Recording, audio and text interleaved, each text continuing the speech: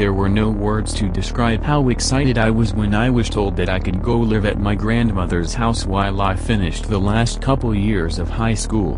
My father was strict and had mentally abused me since I was old enough to remember, and now I had the opportunity to break free from his chains of oppression. My grandmother lived right on the outskirts of the city on Lake Sinclair. Her house was a 1970s raised ranch-style house that was built on a hill facing the lake. The house contained many traditional features of a ranch, including lowered roof line, open floor plans, and a separate living area that was located on the foundation of the house. This is where I would be staying. It was a 15-minute drive from my house to my grandmother's house. Even though I lived nearby, my mother didn't let me come out here by myself too often, and I never understood why. Just before I veered onto her road, I noticed a girl walking with a yellow summer dress. She appeared to have just taken a swim, seeing as she was wet from head to toe. As I passed her, I tried to get a good look at her face, perhaps recognizing her, as there were a few girls in the area I was familiar with. I was unable to see any features of her face, but her arms and legs seemed deteriorated, like she had a sickening flesh disease. I thought nothing more of it and continued down West Lakeview Lane. Daniel. I feel like I haven't seen you in ages. It feels so good to see you. I had not seen her this excited to see me in quite some time. It's good to see you, too. I brought all of my belongings inside and headed downstairs to set them up in my room. The downstairs was a completely separate living area from the rest of the house. It had a refrigerator, a stove, a living room, a bathroom, and 2 bedrooms. There were pictures of my mother when she was young adorning the walls, as well as pictures of me. They were arranged side by side down the corridor leading to my room, and the eyes seemed to pursue me as I made my way there. My room was quite old, containing Victorian paintings and elaborate, handcrafted furniture. There was a vanity mirror in front of the bed against the wall that hinted that the room was designed for a girl. The dresses in the closet seemed to confirm my suspicion. The windows were lined with ethereal white curtains that seemed to radiate in the early afternoon when the sun was at its strongest. The window pane started from the ground and extended to the ceiling. The bed frame was embellished with multiple hand-carved sections and had pillars reaching to the ceiling on each side of the frame. I looked out the window and into the backyard and marveled at how beautiful it was. I decided to walk around back there since it had been quite some time since I had seen it last. There were dogwood trees and stone steps leading down towards the dock. There was a boathouse that extended off the right side of the dock. It was in quite a dilapidated state and in need of a roof repair, but it seemed to be holding its own. The dock itself extended about 30 feet out to the water and had a small boat docked off to the side. That night I decided to hit the sack early because I wanted to get a head start to the weekend and because I was exhausted from unpacking. I awoke a few hours later to a burst of luminescent light flowing into my room and rebounding off the walls, casting dancing shadows on my face. The window was open and the curtains were waving from brief gusts of wind entering through it. Before I could close the window, I noticed a silhouette standing at the edge of the dock. I stared at it for what seemed like an interminable amount of time. I was frozen, like I had looked into the eyes of a gorgon. Finally, the silhouette fell backwards into the water. Panicking, I quickly rushed out the back patio door, down the hill, and approached the dock. I looked over the edge where the figure had fallen in and was unable to notice any ripples or indications that something large had entered. Confused and unable to ascertain what happened, I decided to retreat back to bed, confused and mildly startled.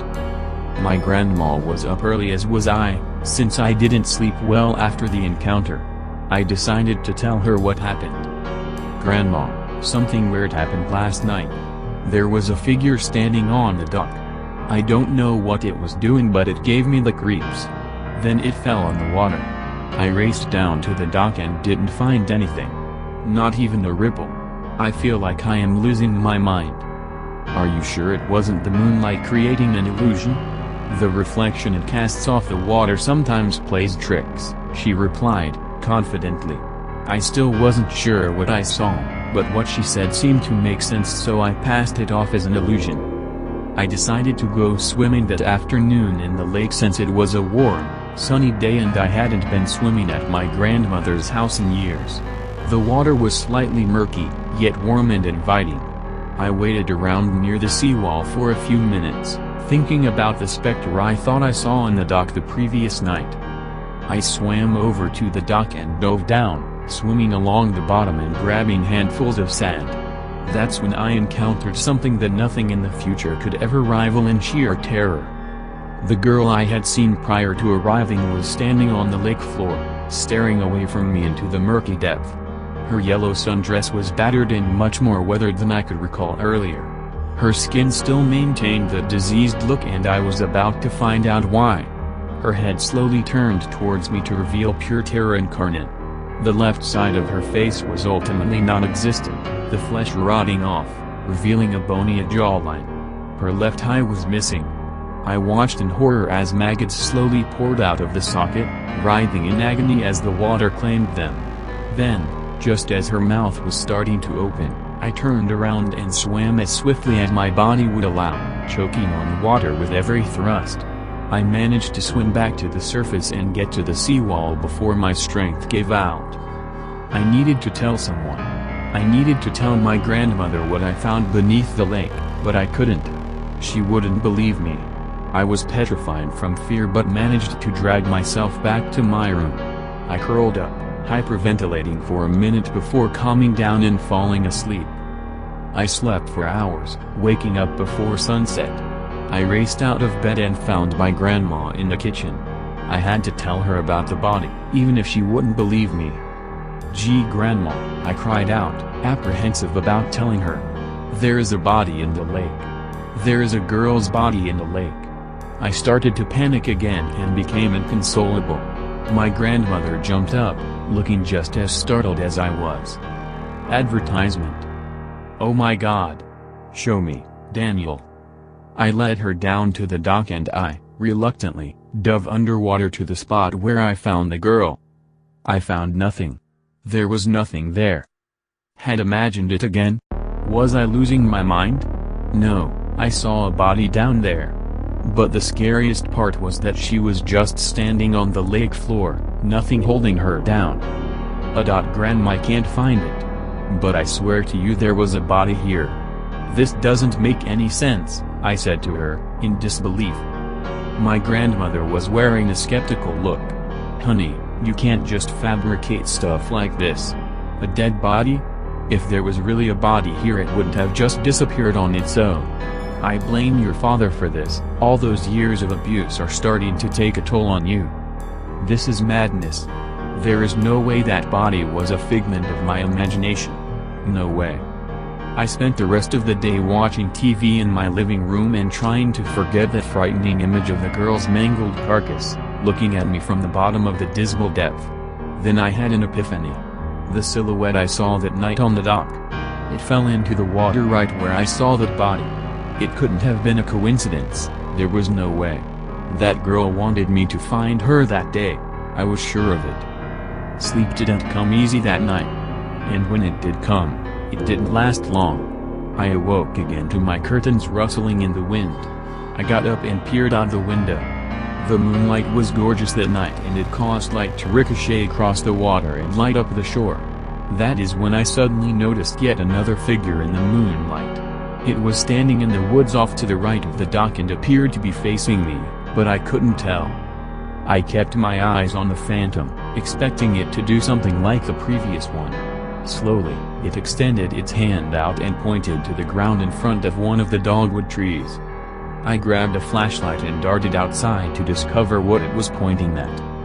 When I arrived in front of the tree, I noticed there was a mound of dirt that appeared to have been recently unearthed. I went to the side of the house and grabbed a shovel out of the tool shack. Whoever concealed this hole didn't dig deep because within 15 minutes I had found something. I sifted through the dirt and located multiple strands of hair. I followed the hairs down to find the skull of what seemed like a child. I fell backwards, violently shaking and wanting to run away. But something told me I needed to stay. I knew I wasn't hallucinating. Now another question burned into my skull. This body was too small to belong to the girl I saw. This dot was someone else. Bite the bullet sponsored links you may like.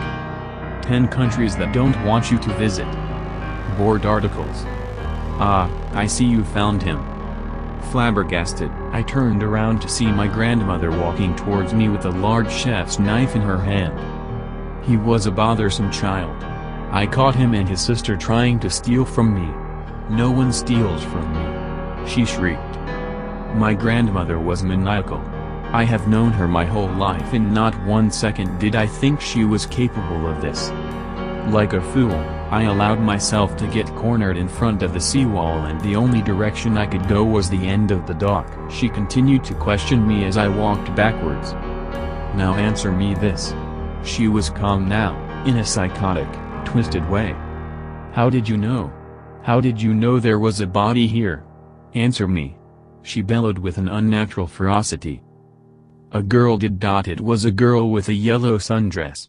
At this point, I was in tears. If she was capable of killing 2 children then even her grandson was fair game. You dare mock me? Who told you? Paralyzed in fear, I couldn't answer. Who was it? Goddamn it. The force at which she bellowed at me deafened my ears. Advertisement. My heart was racing. I knew the silhouette was the girl but my grandma wasn't going to believe that. She would have to see it for herself, which would not be at all impossible because the dreadful corpse of that girl began climbing up the seawall behind her. I pointed at her, causing my grandma to reverse. The girl stood at the foot of the dock, standing motionless. Her dress gleamed in the moonlight, causing my grandmother to see the monstrosity she was responsible for. What is this, Daniel? Is this one of your tricks? I said nothing. I couldn't take my eyes off the cadaver approaching us. The girl slowly began lifting her head, revealing a malicious grin on her face. Half of her smile was rotting flesh while the other side of her face was bone. My grandma was paralyzed. She just stood there with a look on her face like she was staring at death himself. What do you want from me? My grandmother managed to mumble out in between sobs. The girl stopped smiling and struck an everlasting fear into my soul as she muttered to her. Retribution. The girl lunged at my grandmother, knocking them both into the lake. I peered over the edge of the dock and saw nothing. No sign of a struggle, no bubbles, and no ripples. Then an ear-piercing scream echoed out across the lake. I took off, running as fast as I could to my car and I left that place without looking back. The police searched the lake for hours the next day. I told them about my grandmother trying to kill me and of the location of the child's body but I knew I could not tell them what transpired with my grandma and the girl. I simply told them that I defended myself and pushed her in. However, I did tell them that my grandma confessed to murdering the girl. Eventually, one of the divers signaled he had found something. They drove back to shore with the body of the girl. We found no trace of your grandmother. Are you sure she couldn't have come back up? The diver asked me. The girl's corpse maintained that petrifying grimace. This time, it was aimed for me. I replied to the diver. I'm sure. Credit to the heretic, I'm sure. Credit to the heretic, I'm sure. The military is full of Jesus freaks, some more zealous than others. I'd like to think that she didn't know what she had actually done to them. In any case, Jesus doesn't strike me as the type of guy who'd be down with murdering 2 people for being in love. Then again, there's the entire Old Testament to consider. For the rest of that deployment, soldiers kept either dying or going nuts. The first guy who died was ripped apart after a nasty explosion, even though he was the one standing farthest from the hidden roadside bomb when it detonated. The next guy was forcibly pulled out of a porta-john after he had locked himself inside of it all night, and from the description he was built like Schwarzenegger. It took 6 MPs to drag him outside, all the while screaming I'm sorry. I'm sorry. Take it, you can have it. As he had ripped off chunks of his own skin. Major Summerfield said it was drugs. He spent the rest of his life homeless before he eventually killed himself. The Jesus-freak roommate was found face down in a pool of her own blood at the doors of the base chapel. Figures. Her uniform was full of weird holes that looked like something punctured the fabric, but didn't break her skin. When I asked him how many, aside from the roommate, that either died or lost their minds, he hesitated for a moment. "I think there were 5. He whimpered, "6 if you want to count the roommate, but they each went home either in straitjackets or body bags." Who was the big dude apologizing to? The one who was dragged out of the toilet. He shook his head. I had no idea at the time. "Had?" I asked, "Do you have one now?" He nodded. The tears came back. "Yes, Sergeant, I do." And he pointed at the fucked up flash drive. Lova had a deck of tarot cards. I found her deck the day after she went missing. I had to grab something of hers before they guys came by and bagged her stuff up. I knew. I just knew that something awful had happened to her, but no one would say anything to me. It ate me up inside the entire time I was deployed. I eventually, well, gave Major Summerfield a piece of my mind on her disappearance, and here I am now just an E3. My wife left me after my demotion. I guess she loved the pay grade more than she did me. What did he look like? Oh, black dude in his 40s. Not very talkative unless he's in the center stage and hates doing paperwork. Hates doing paperwork, so it was him in the footage. Where is he now? He sighed, retired as a colonel, didn't deserve to. He lives in Florida with his second wife and stepkids. After we came home from that shitstorm, he was transferred elsewhere. Lova's family kept writing him angry letters and emails. He never answered a single one. I can't say I'm at all surprised. There are some leaders in the army, officers or NCOs, that want all of the attention and respect but not 1 ounce of responsibility. I see it every day, assholes like Parvis and probably thousands of others. This was starting to make sense now. Everyone who got a card or a picture with a couple's faces burned out of it were people in positions of authority. Had I known about this earlier in my career, I probably would have saved myself a lot of trouble. I know, that's not a nice thing to say, especially right now. I'm starting to not care anymore. Why a photo or the lover's card? How did that start? I asked him, hoping he wouldn't know. And that's when he started choking up, his face turned red and his face began to twitch. With a gasp, he tried to regain his composure. Because I was the first one who did it. Did he really just say this? He started crying even harder. What the fuck are you talking about? I was just. After weeks of not seeing or hearing from Liva, I got so upset. She loved Giles so much, she hated having to hide it, but they didn't have much of a choice. No one really chooses who they love, so I can see why having to keep it a secret ate her up inside. One day I just kind of accepted that I'd never see her again, and after all the horrifying shit I had been hearing about how their bodies were found, of course I was angry. His eyes went blank and he stared off into space for a second. After a strained gasp he regained his thoughts. I took out the lover's card and burned out their faces. I knew they were dead. Nobody would tell me, they didn't exactly have to at that point. I was angry, it was kinda my own way of expressing my anger about it. At first I blamed them for, well, leaving me. I blame Major Summerfield for ending their lives, ending them. And maybe this sounds selfish, but for taking my friend away from me. He stared at the floor, tears falling onto it in steady little streams.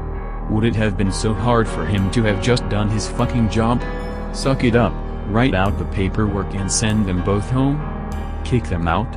No, let's murder them instead. That's perfectly fine. He was so upset he was shouting, and starting to scare me a little. Advertisement. I have to ask, I sank into my desk chair a little. I was very scared. What did you do with the card you burned? Bible bitch took it from me, snatched it right out of my hands. I told her to leave me the fuck alone. I just wanted to work this all out for myself, but some nonsense about fortune tellers and sin.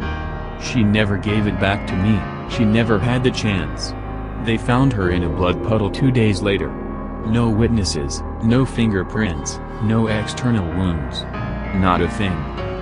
He stood up, collected himself and made for the door. "I think I have to go." He left. That was the last thing he ever said to me.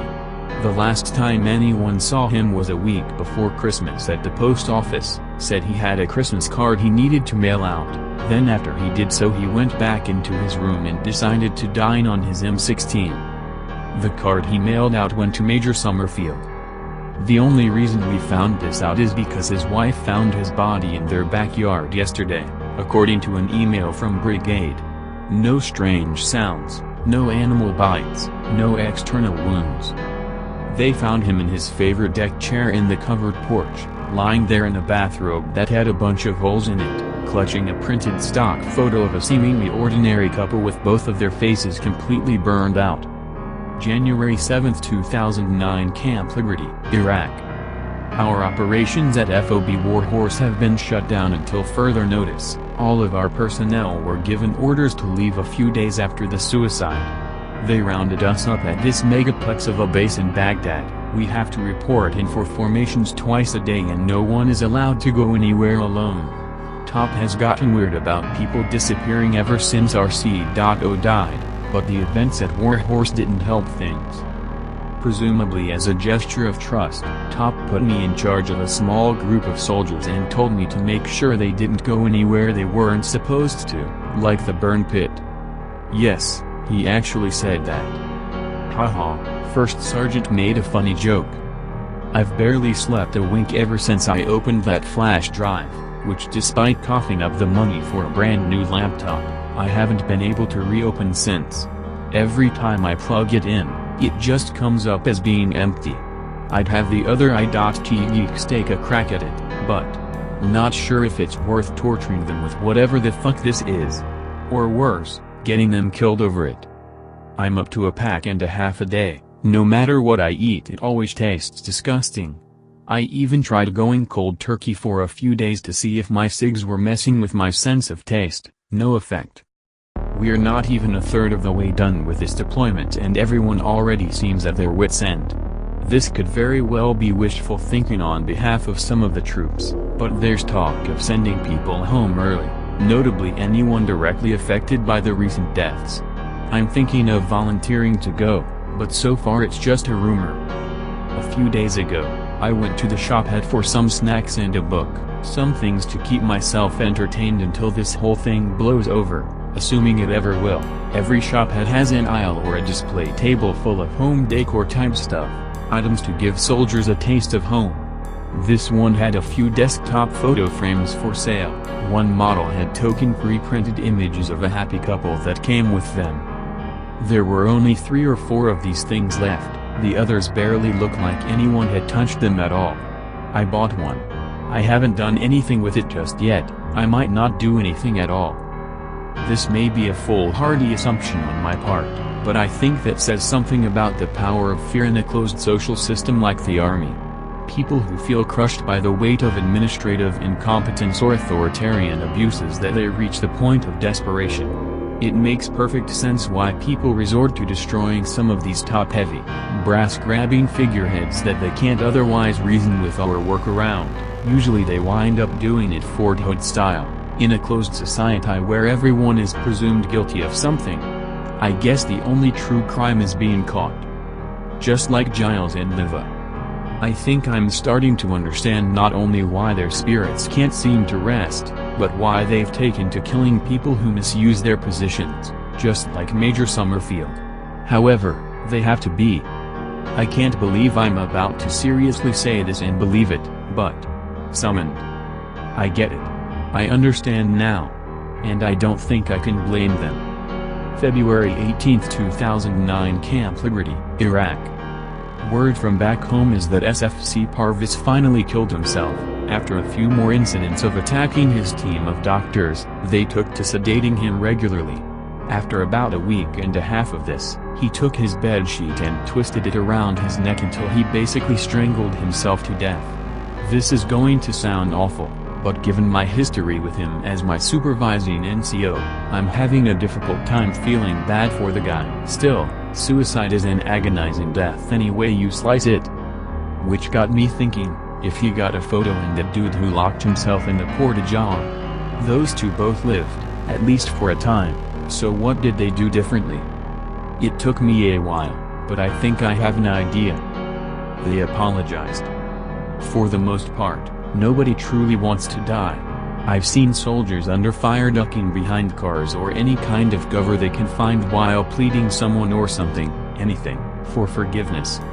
About half the time they call out for their mothers. It's a basic psychology thing. They realize their own mortality, so some of them feel a need to kind of repent, beg forgiveness for mistakes made. I don't believe in God, but I have to admit, having seen these two beings, including what they're capable of, my mind is open to possibilities. I still have that cheap little photo frame, but I can't bring myself to do anything with it.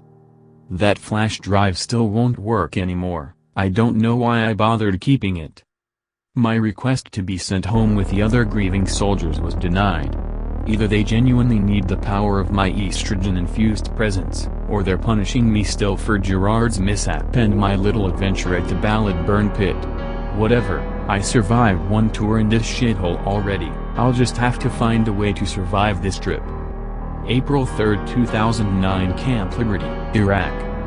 Since when are random bands of bored NCOs not worth their rank patches allowed to barge into random rooms and do health and welfare searches?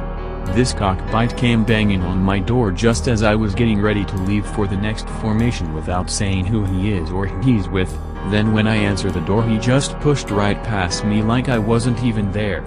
Two of his subordinates tried to grab me. I managed to Sparta kick one of them back out the door, and then that's when Mr. Big Stuff finally decided to tell me that my room is being searched for contraband.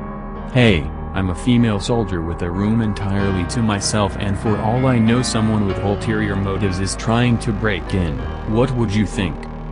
He was searching my stuff for about an hour, ripped my room the fuck apart. All he found were my smokes and my vibrator. Hey, I'm an adult and I have needs, too. Then he stands at my doorstep looking out at me like he was disappointed that that was all he found. He wanted to confiscate my favorite toy, but I guess he didn't care for my proposition of letting him borrow it as long as he washed it off before he gave it back. After he huffed and threw it back into the room, he muttered something about having a talk with my first sergeant, and walked off smoking my cigarettes with his cronies like he owns the entire damn encampment. Thanks for making me miss morning formation, ass bag. Don't worry, Sergeant whoever the fuck you think you are. I've so got you. I'll have a little present waiting for you next time. After I finish cleaning this up I'm going to wrap it for you, and you'd better hope to God I don't find out where your office is before I leave it in your desk drawer. I googled what the phrase Vivictus means. It is Latin after all. Basically it means woe upon the vanquished. Some barbarian conqueror first said it after his troops successfully sacked Rome, and some of the aristocrats had the gall to come crying to him about it. I guess that was his way of saying fuck you and your fucking city, you fucking lost, so get over it. Well fuck you, too, buddy. V fucking Victus. April 10, 2009 Camp Liberty, Iraq. Top swears up and down that no one matching the description I gave him came to see him, but that a few other female soldiers within the company came to him voicing similar complaints. Unfortunately, none of them thought to get his name. I'm hoping that none of them were injured in the process. Guys like that can be dangerous. Many of the girls have requested new living arrangements because they're scared. I don't blame them at all. Top said he'll look into it, but it might be a while. I told him I could make room for one in my quarters. He said he'll think about it. It's been a few days and this guy hasn't come back, which is good because the last thing I need is one more reason to lose precious sleep, which I'm still be reliable to do still. When there aren't bombs or rockets being thrown over the wire at us, I swear I'm still hearing those sickening screams in my head. Sergeant Douchebag who ransacked my room seemed to have completely missed the flash drive as well as the then unused photo frame. So yeah, I took the liberty of modifying the couple's picture for him as a little welcome back gift. Or maybe I can't just hand it to him, Maybe he needs to find it? If so, I need to either find out where his area of operation is and make sure he gets it, or just stuff it somewhere in my room until he comes back. If he comes back. I feel like I'm sitting right on top of an I still can't believe I actually made one of these. What am I supposed to do with it if I never see him again? Should I burn it? Maybe I should just take it outside and burn it right now. Or will that just make something else happen? How do I know that they won't just come after me? I'm not so sure I want to encounter those two again, even though they didn't physically hurt me the first time around, or the second. I probably should have thought about that before I burned the faces out of that stock photo. I was pretty pissed off when I did it, too. Maybe it needs the rage in order to work, maybe they feed off it and use it to kill their victims. I don't know, I'm not sure that I want to know anymore. I just want to go home. May 17, 2009 Camp Buehring, Kuwait. I can't find it. A few days after our redeployment briefing, I was packing up my stuff to make my way out of this awful place. I'm certain that I packed it with my personal stuff. I checked on it daily. I kept it face down with some of my books, and now I can't find it anywhere. What if someone else finds it and they die? Will they kill an innocent person? Can they tell the difference between an asshole and an ordinary guy? I already know that they can operate outside of the Middle East when Summerfield got what he had coming, but can they follow people? If so, I think I've drawn their attention plenty already. Why do I feel like that I've been sitting on, waiting until that bastard came back, is about to go off? I've been trying to keep myself distracted until it turns up. The others like to go off to the USO to play video games, but I just don't feel like going anywhere. The last thing I want to do is play Call of Duty with a bunch of macho meatheads. For many of them that's the closest they'll ever come to seeing actual combat. PSH. Then they have the nerve to go on about women not being able to hack it in the army. I'm too tired and too fucked up in the head right now to argue about it. I haven't slept a wink since we got to Kuwait. It's probably the sleep deprivation, but I'm seeing shit out of the corners of my eyes and I swear on my life, it looks like flashes of old desert camo. I've been trying to keep my mind occupied by reading books and playing games on my new laptop. I have a SNES emulator and some games that I used to play as a girl. I'm trying to kill the dread that keeps creeping up in my mind with cutesy shit like Mario and crappy Disney games, but it doesn't seem to work. One minute I'm playing the old SimCity on my computer, the next, I see my old C.O on the screen, being repeatedly assailed by two pale figures, thrusting their hands right into him, right through his uniform, and inside his writhing body. One time I was checking my email, I was interrupted by two pairs of clouded eyes staring back at me, into me, followed by a blue screen. I have to find that picture, ASAP. May 20, 2009 Camp Buehring, Kuwait. I still can't find the picture. I've been ordered to go to the clinic on the other side of camp. Apparently, I struck a soldier who was trying to wake me for PT. I don't remember doing it, and I apologized to him. He said he thought I was having a nightmare, but... So yeah, they gave me some Valium. I'm still afraid, even though I know I'm going home soon. Valium doesn't make you happy or sane, it just makes you not care anymore.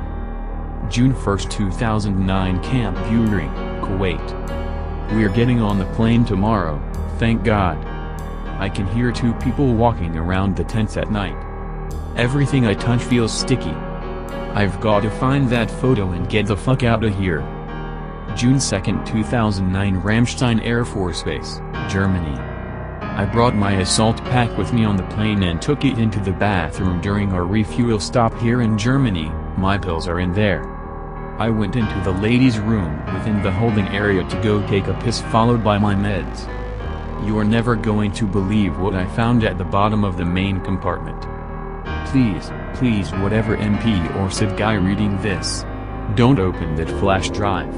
I don't care who orders you to do it, don't fucking open it. A court-martial will be nothing compared to what they'll do. SID report, 3rd of June, 2009. Deceased is a 28-year-old Caucasian female, rank of Sergeant, E5, returning home from a particularly difficult deployment in Iraq. Other soldiers describe the victim as bull-headed and mischievous, but an otherwise decent NCO who started showing signs of mental distress after the deaths of 2 people in the company while deployed. Both deaths were ruled non-combat related, one an alleged homicide with no conclusive evidence as to what happened. Body was found when a soldier was sent to retrieve her well after boarding call. No screams were heard, so signs of a struggle have been observed. Witnesses don't recall anyone following her to the restroom. It should also be noted that the entire restroom surfaces, especially around the body, are sticky to the touch and there's an almost overwhelming odor of burnt trash. Soldiers supervising NCO told a story of a mishap at a burn pit site in Iraq. Victim's uniform is full of hand-sized puncture holes but there are no external wounds on the body itself. Bluing of the skin around the abdomen and noticeable amounts of blood emitted from her mouth, nose and ears, indicate massive internal injuries. Found among the deceased, an assault pack full of books, a computer and some personal hygiene items. A photograph was found face down with the body, a paper image of a man and woman in an embrace, but their faces appear to have been burnt out with a lighter. Victim appears to have been a heavy smoker. Aside from a hastily written journal entry, which has already been bagged for evidence, only one other object of interest was found among the deceased's belongings. A slightly damaged flash drive with some Latin words written on it in place of the label. V Victis. Credit to Egodrum V Victis. Credit to Egodrum V Victis. Credit to Egodrum V Victis. You believe in ghosts? Me neither. I can't, or I'll go completely off the track. Or maybe I'm already nuts. What happened 2 days ago in the Chapelgate house might have actually happened or might have just been my imagination. One thing's for damn sure, though, I'll never set foot in that neighborhood again. Sure, if you got a minute I'll tell you all about it. You won't buy an inch of it, though. Everyone thinks I'm as crazy as Jenny. Eric won't even believe, for Christ's sakes, and he's the one who sent me to the dump to begin with. Came just short of picking me up and tossing me out of his house when I told him. Jenny had the right idea, keeping her mouth shut. It wasn't an official job. I went out there as a favor to Eric Cunningham, Gary's brother. Yeah, the school teacher. His ward, Jenny, the cute little teen that clutters his house with all the photos, had a medical emergency recently. Well, I wouldn't exactly call her alright. She's gone mute and even so much as making eye contact is difficult for her. Shies away from folks like a puppy that's been kicked once too often. Since her recovery she's clung to Eric more than ever. Poor Eric's about to crack, he's worrying about her so much. We're old friends, me and Eric, and I wanted to help him out. Now he doesn't want me near him or Jenny anymore. That's the thanks I get. Understand that Jenny has no one else, and the feeling is mutual. Jenny was raised in the Aspenvale orphanage, but never adopted cause she feared and loathed adults and kept running away. Bright kid, though. Real imaginative and loved a good book. When she ran away the police almost always found her at the library. For 2 years Eric held a side job at the orphanage as a weekly reading and writing tutor. Every week Eric brought boxes of new books for the kids to enjoy, but Jenny always got something special, usually something by her favorite authors, Christie, Poe, Keats, Angelou, Frost. They became friends right away, and whenever she saw Eric she eagerly ran to greet him with crushing hugs and tales of her misadventures in town. No, Gary's the one married Tricia. Eric lost his wife, Gwenny, to pneumonia. Gwenny would have adored Jenny, so Eric became her legal guardian. Even gave Gwenny's wedding band to her as a birthday present to unite the three of them as a family, and she never took it off. They were just like father and daughter for the longest time, sweet little Eva to be her family. The whole ordeal began on my doorstep with a 7 a.m. visit from the police. Eric Cunningham sent us, one of them said. Jenny's in a coma at the hospital. I threw on my coat and rode with him. Gave me the skinny on the way there. They'd found her in the Chapelgate house on the furthest corner of Evergreen Drive, where she'd apparently spent the entire night in the kitchen pantry with the door barricaded from the inside. They wouldn't have found her there if she hadn't been whimpering like a dog, or at all had her friend Derek Snyder not told them where to look for her. All of Derek's friends are what you might call die-hard horror connoisseurs, and Jenny was no exception. She loved a good thrill, but in spite of her imagination she presented herself as a hard-nosed skeptic where reality was concerned. This made her a constant target of Derek's childish dares, and she never backed down from a dare, that girl. Derek had been on a tangent about the house when Jenny last scoffed him. He goaded her to sneak in alone that Friday evening, when its only current residents, the Clarks, were due to leave for the weekend, and take a moonlit tour of the mansion to prove the non-existence of ghosts.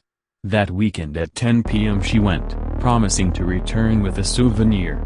Derek and friends stayed up late waiting for her, but when night came and went and Jenny never showed, they called the police.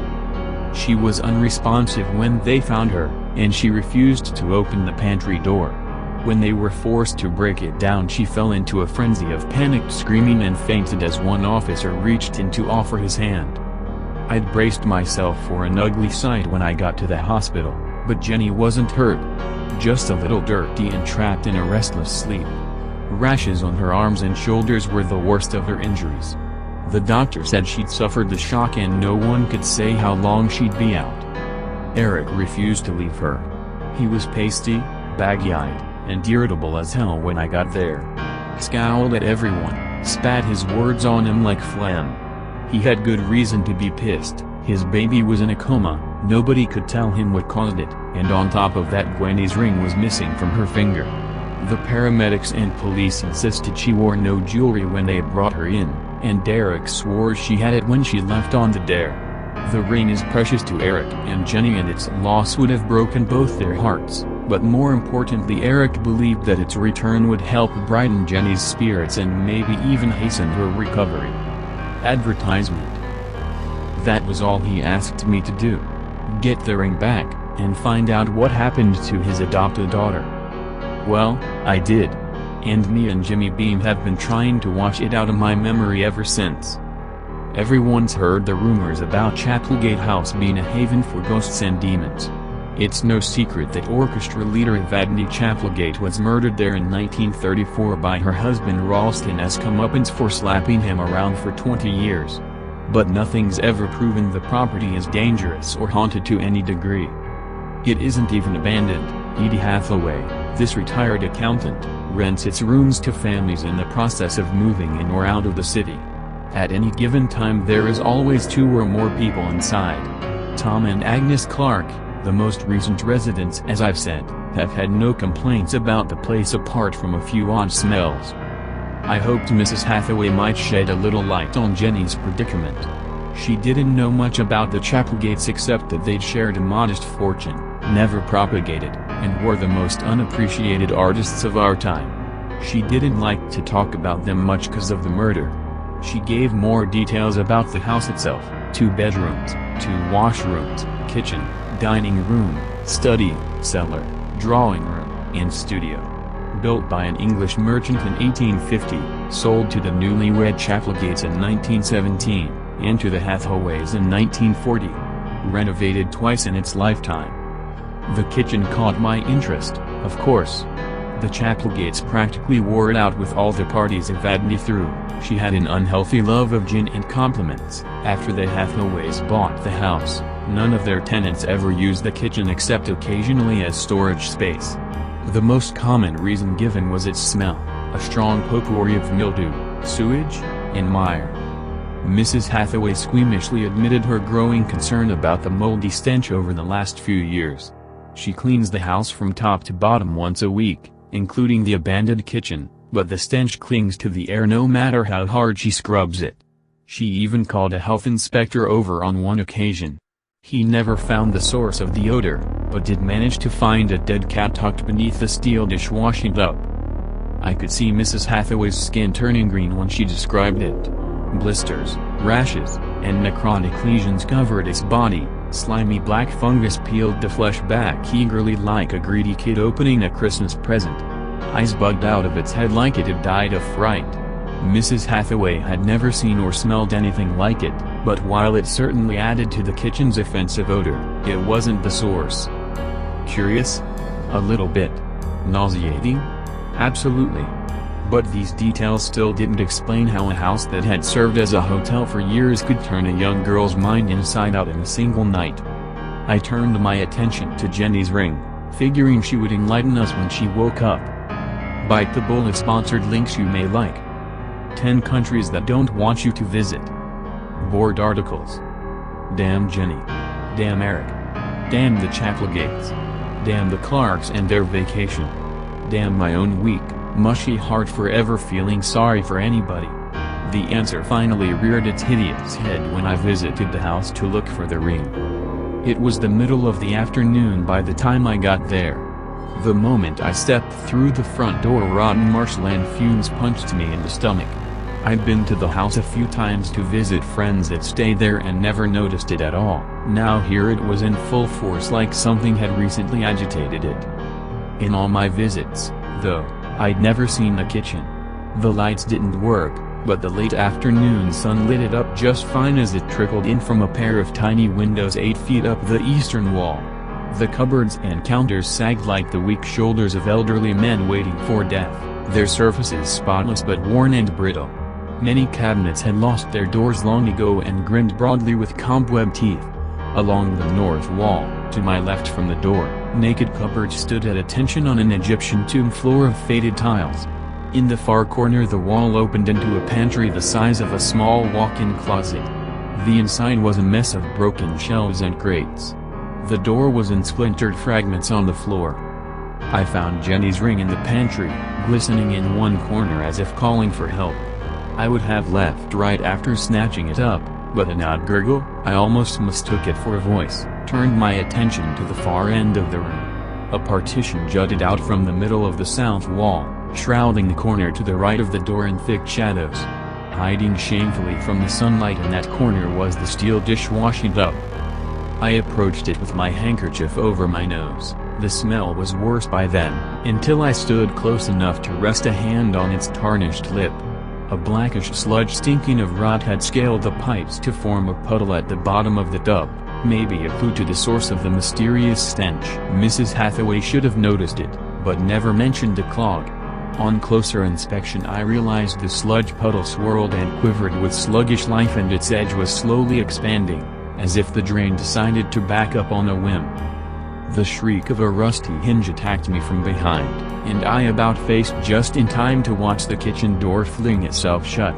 I tried the knob and found it frozen with centuries of rust. In only a few minutes the septic stench had rocketed to a choking level that my handkerchief couldn't fend off, my throat itched and convulsed and fire tickled my eyes.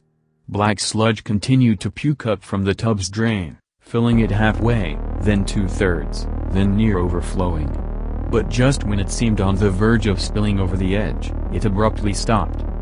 Some fool curiosity inched me forward for a closer look, but my feet quickly filled with concrete. From the tub's throat came a thick gurgle that sounded like speech. Advertisement. The longer I listened, the more the drain spoke. Its voice seemed miles away and grated like a knife against the grindstone, its language slurred and meaningless. A silhouette formed on the south wall, bent slightly over the tub like a washwoman. Another shape appeared, swimming back and forth like a shark on the prowl, occasionally latching onto the first and then tearing away like it was feeding on it.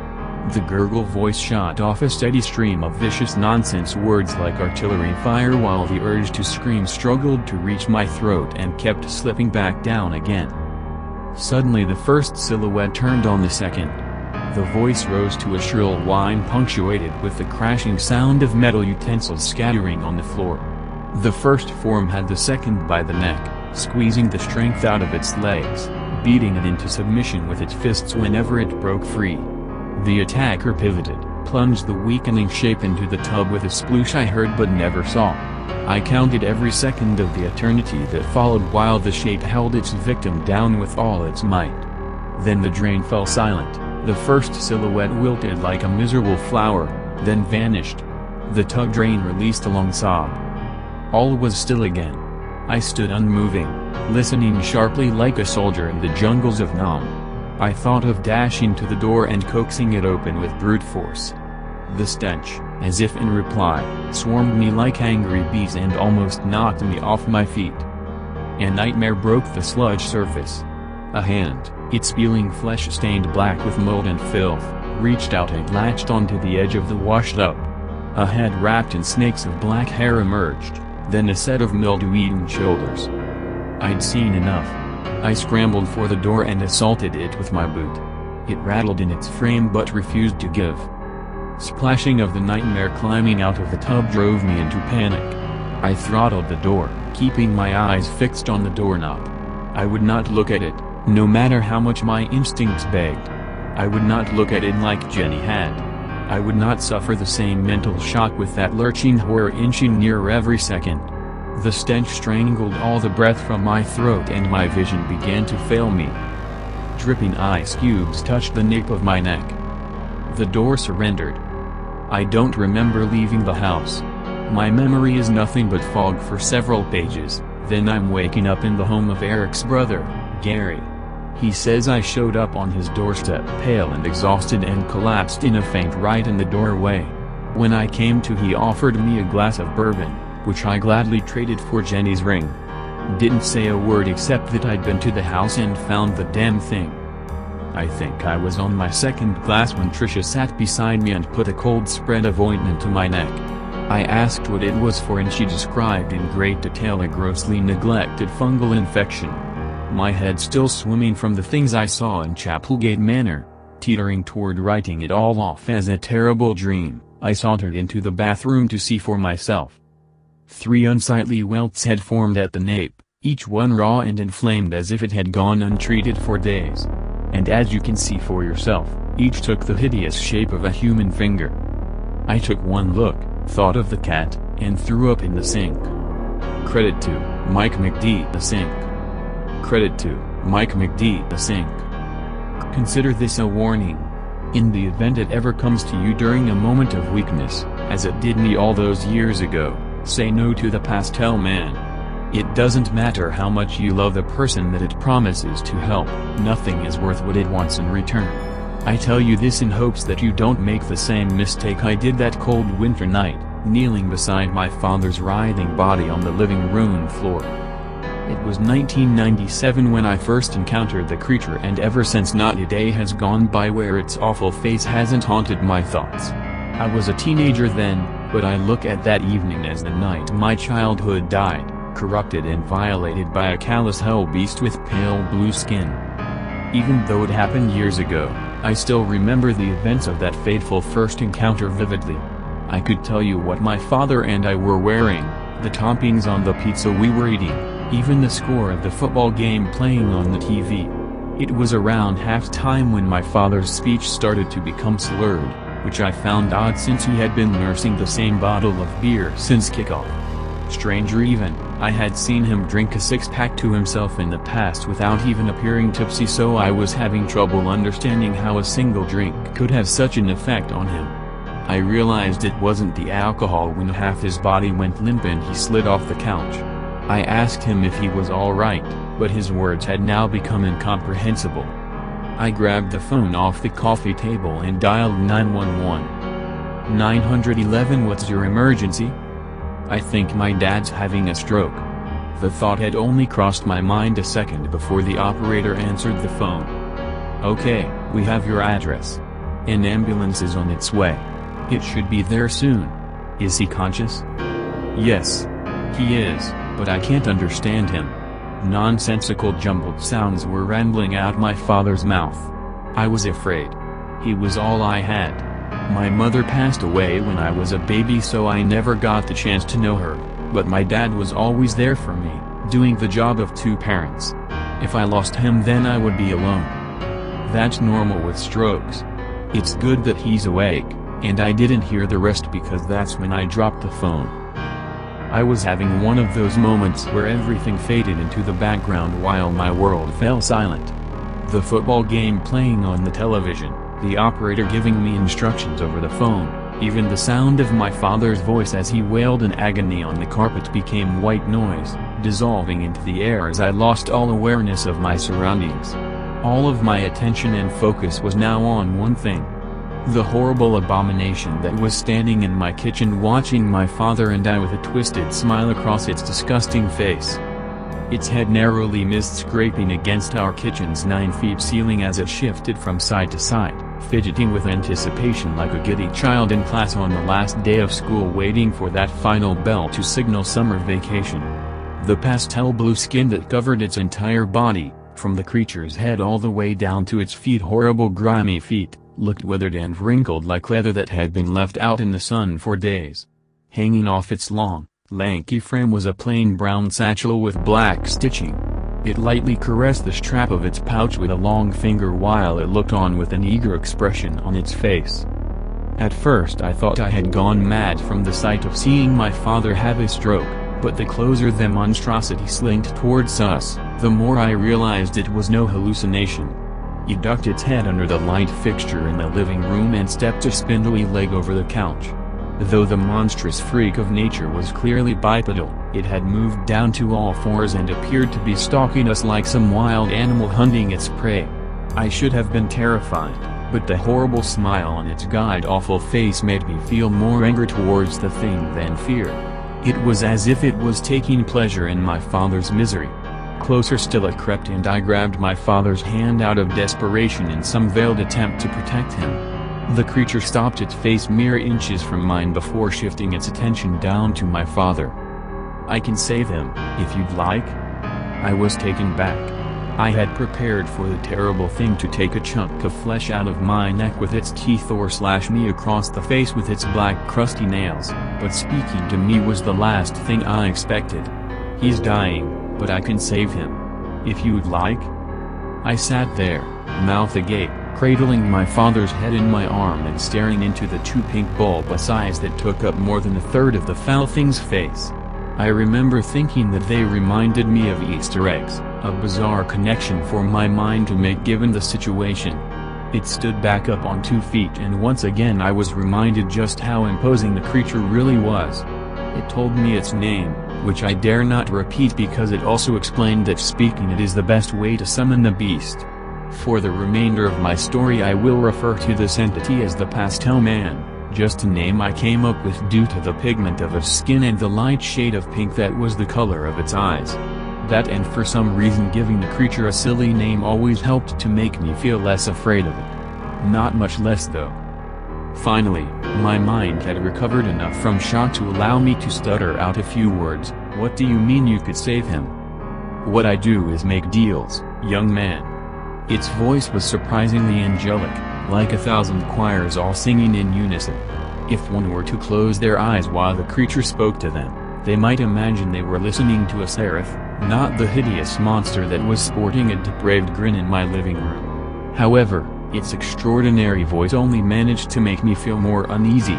It wasn't right that something so beautiful would belong to such a repulsive creature. The Pastel Man gestured to its satchel.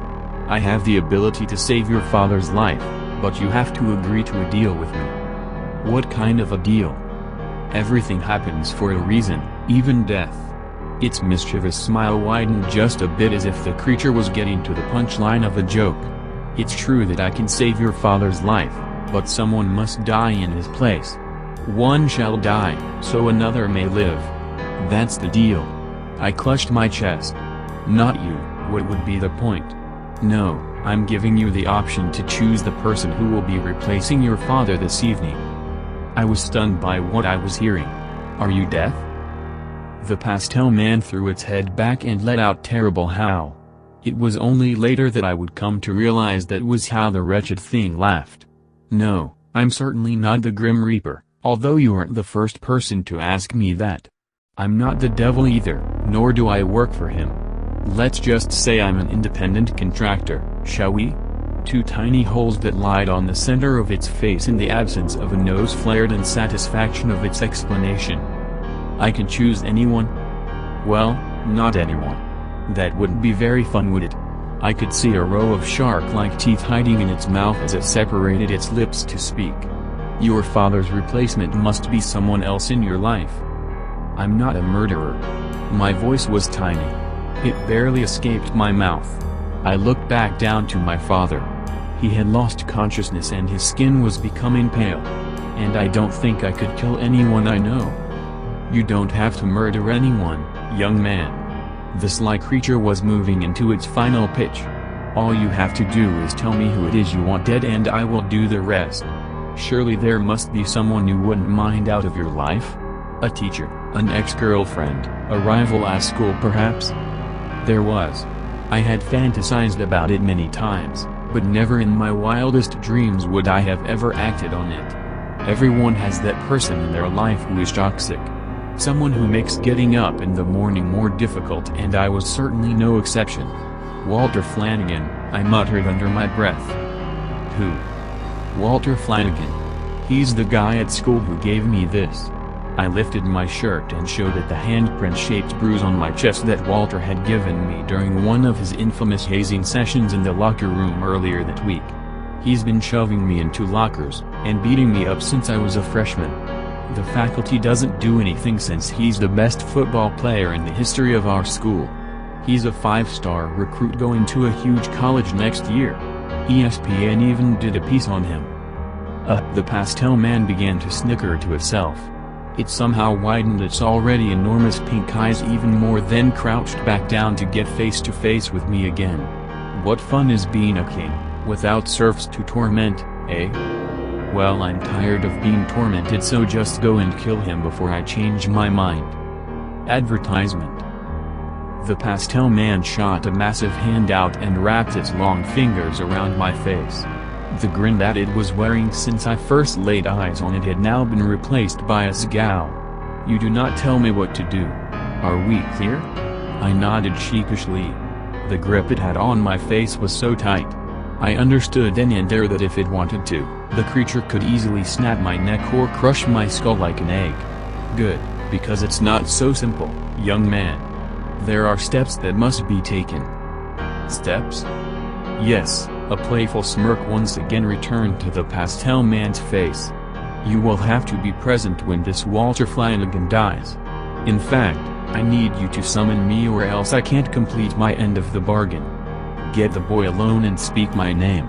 You must watch him die by sunrise or else you will be violating the terms of our agreement.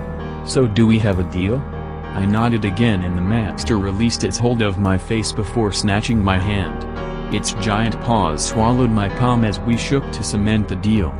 Excellent. With this handshake our deal is binding, young man. I watched curiously as the pastel man reached into its satchel and fumbled around until it found what it was looking for. In between its repugnant fingers it held a strange-looking insect about the size of a quarter. The bug buzzed its wings in attempt to flutter away, but could not escape the pastel man's grasp. With its other hand, it pushed down on my father's jaw in order to open his mouth. "What are you doing?" I asked, but the pastel man didn't answer. It then violently stuffed the insect in my father's mouth, jamming it down his esophagus with its filthy fingers. The pastel man rose once more to its feet. There, the deed is done. Your father will recover in full. Now it's your turn. Remember, the boy dies by sunrise or the deal is off. It turned its back to me and began to slither away. What if I change my mind? I asked. The creature stopped almost mid-stride and twisted around. Again its smile had been supplanted by an awful sneer. I felt even less safe than when it was holding my face in a vice grip earlier. Your father's health has already been restored, so someone must replace him. One must die so another shall live. That was the deal. If you fail to complete your end of the bargain, then that someone will be you. Believe me when I say this, young man, I don't need to be summoned once our deal has been broken. I will come for you. That is a promise. And when I do, you're going to wish you never crossed me. With that it continued out the kitchen and through the back door. I chased after it, but by the time I got outside into the backyard, the thing had disappeared. It was then that I spotted the lights of the ambulance as it pulled up across the street from my house.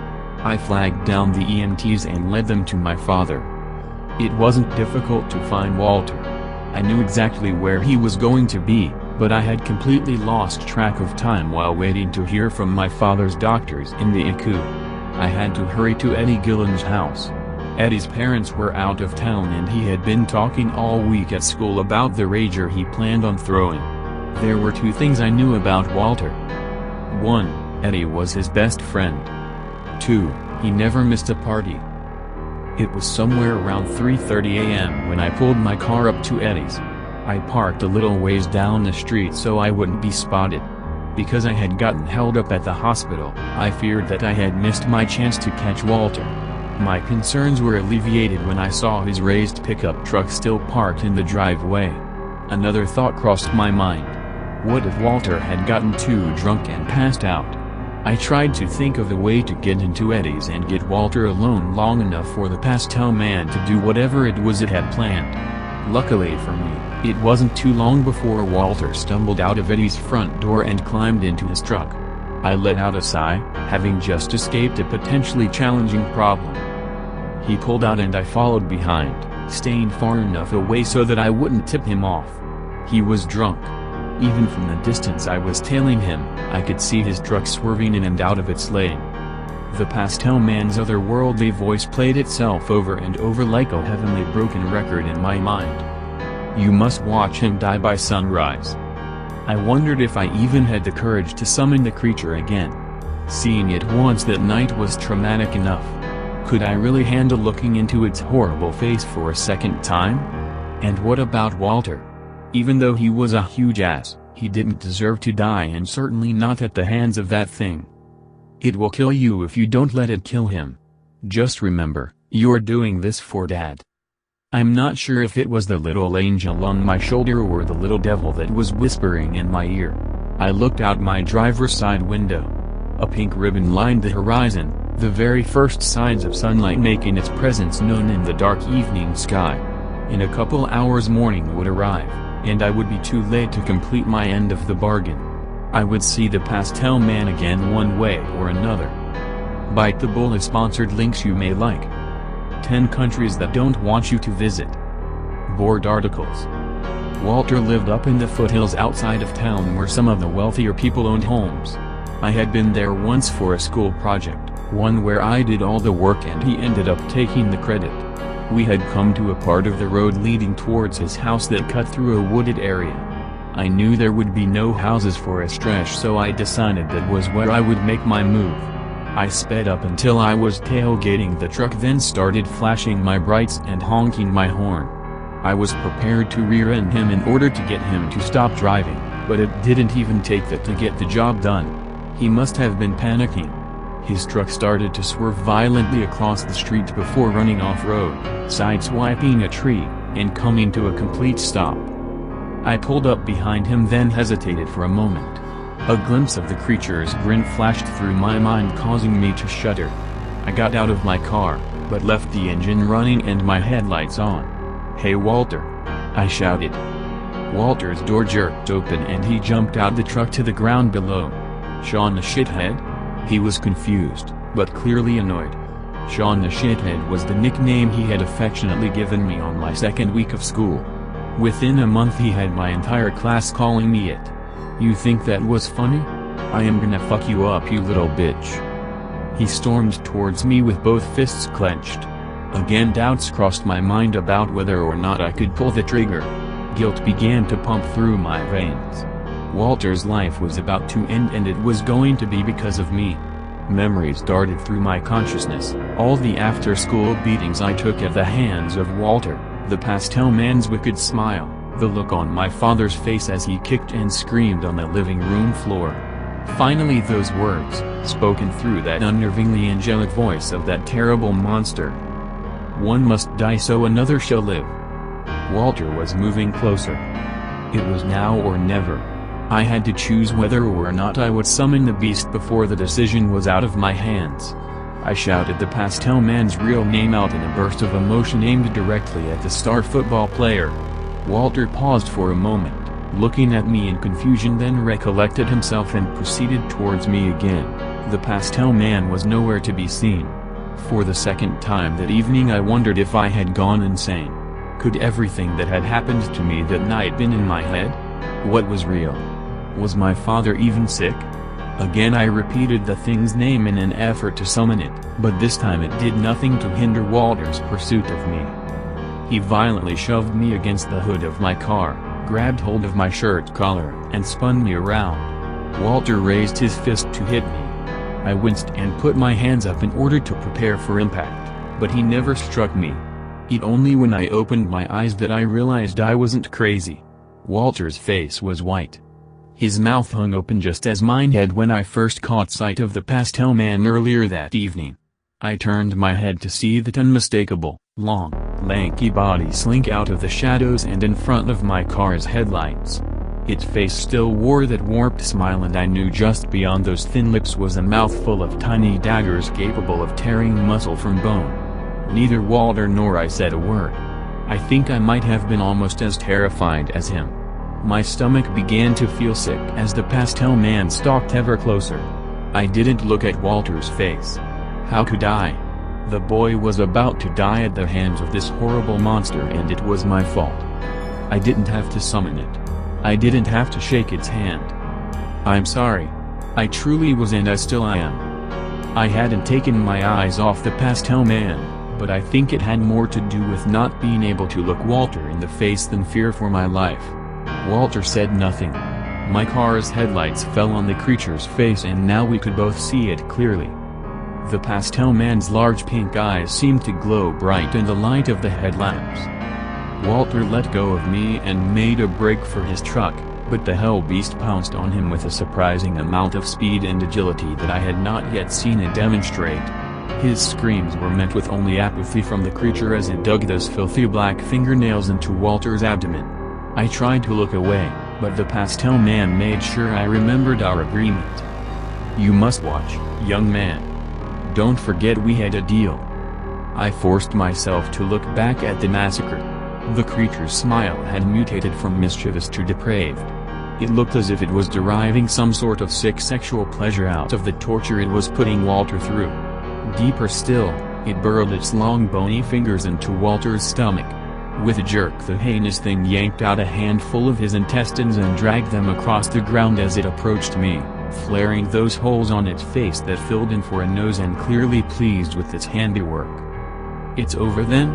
I'm not sure if I was asking or begging the creature as the two of us faced each other in the empty street at night. The pastel man threw his head back and once again let out that revolting howl. Over? We're just getting started. It headed back over towards Walter, who at this point was crawling along the ground, still trying to get to his truck while his innards trailed behind him. The pastel man cut him off and snatched him off the asphalt, easily lifting him by the head with one hand.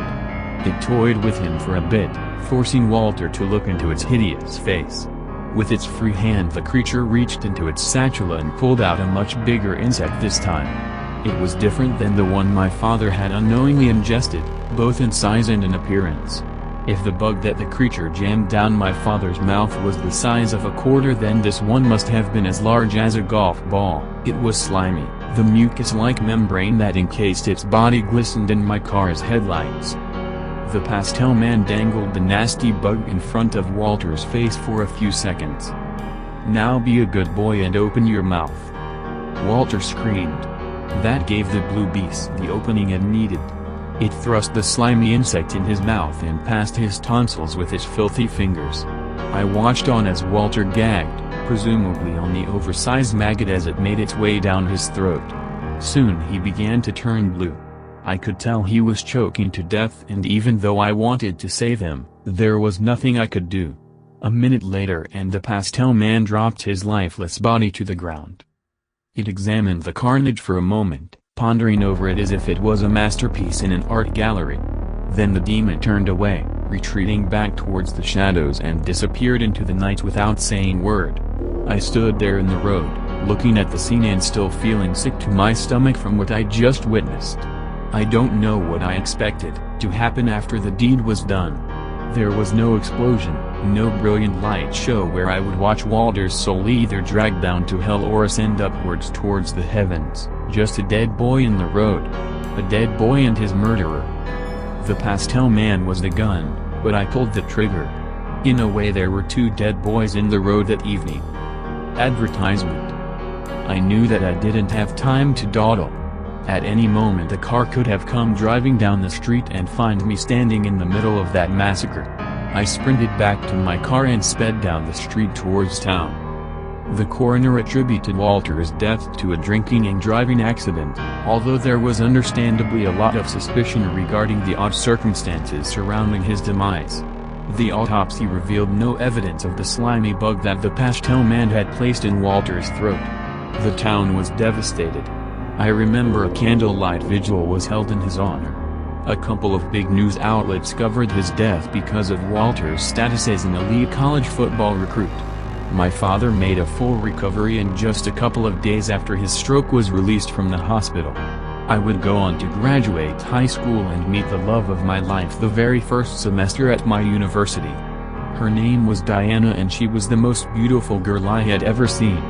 We married shortly after college, settled down, and had a wonderful boy named Matthew. However, I never forgot the hand I played in Walter's death. I have carried that guilt with me since the events of that night. No matter how much I wanted to, I couldn't forget.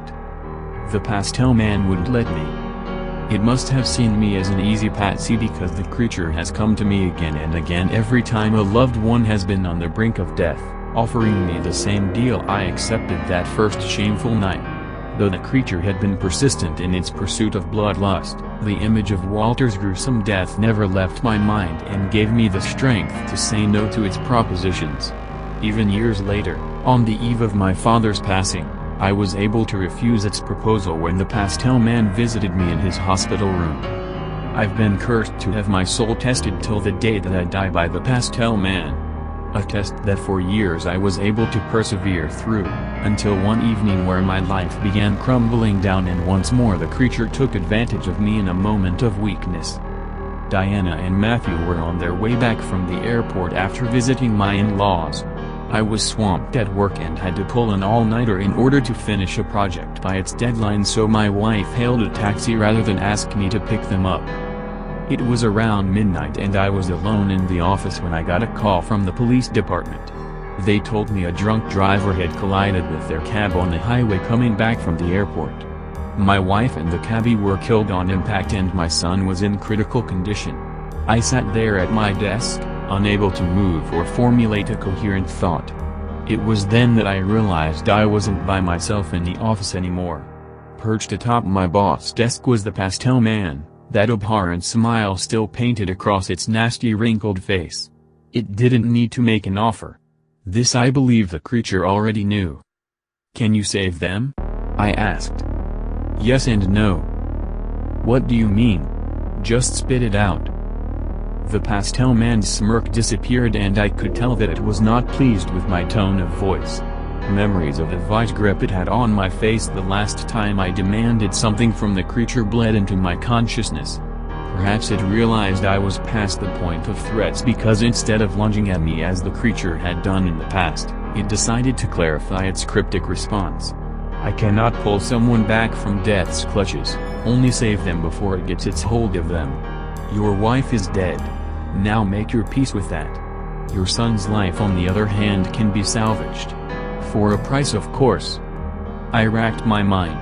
I couldn't think of a single person in my life who deserved to die at the hands of that pale blue monstrosity. Even someone as awful as Walter didn't deserve the gruesome fate he received that night due to my poor decision. But my son was all I had now, and he didn't deserve to die either. Not because someone else had made a poor decision that evening and got behind the wheel of a car they were too intoxicated to drive. The pastel man's glorious voice filled the room again. I seemed to be hearing it from all directions. "The drunk driver that crashed into your family's cab is still alive and in the very same hospital as your son. Why not him?"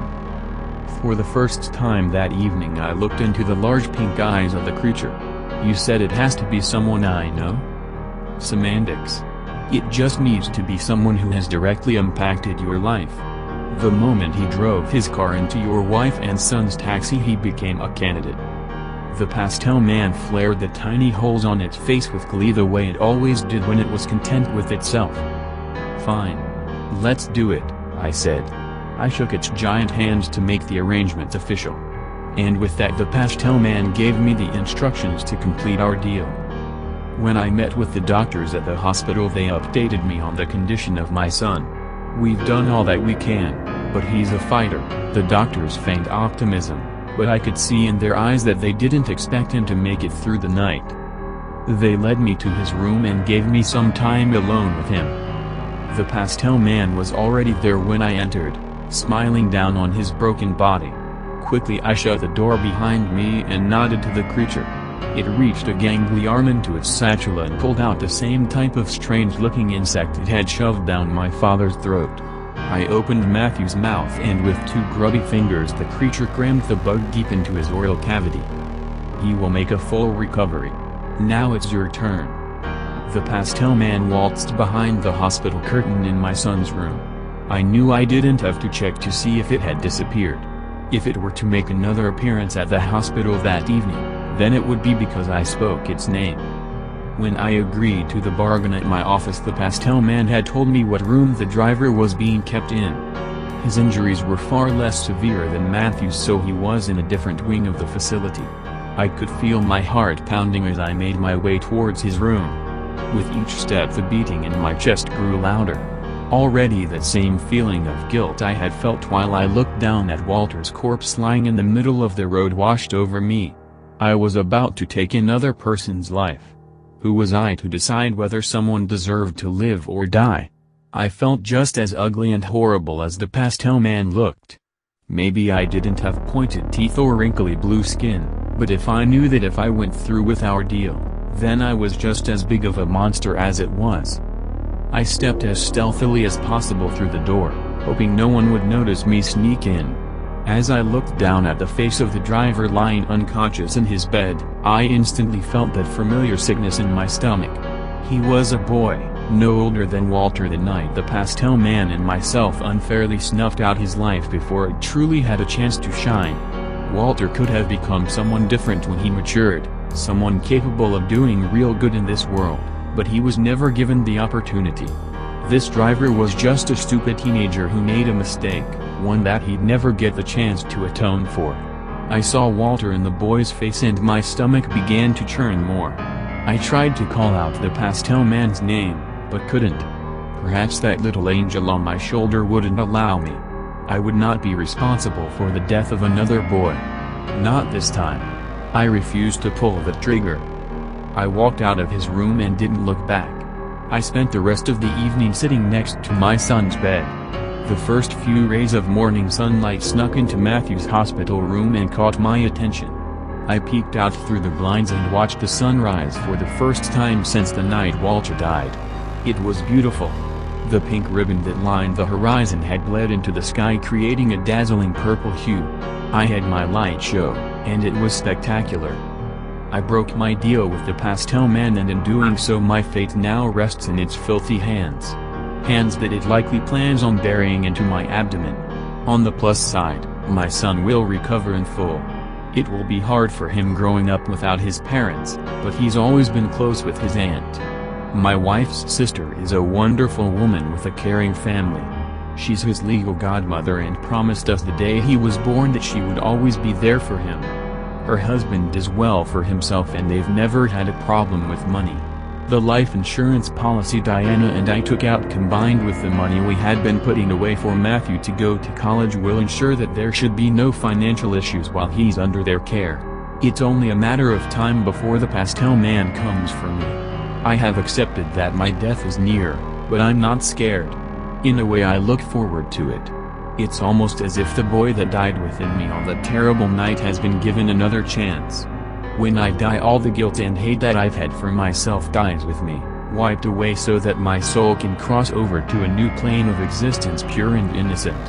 The way it was before I ever met that monster. One must die so another shall live. That's what the pastel man said.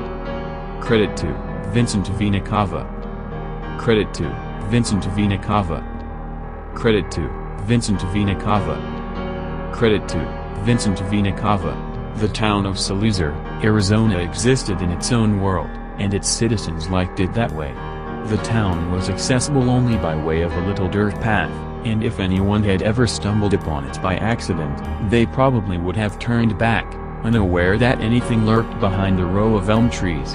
And had anyone somehow come across the town, they probably would have felt uneasy, as if they were disrupting some sort of enchanted burial ground. They would have felt unwelcome. This isn't to say that the people of Saluzar, Arizona weren't friendly. It's just that everyone in the small town knew each other, and their ancestors knew everyone else's ancestors too.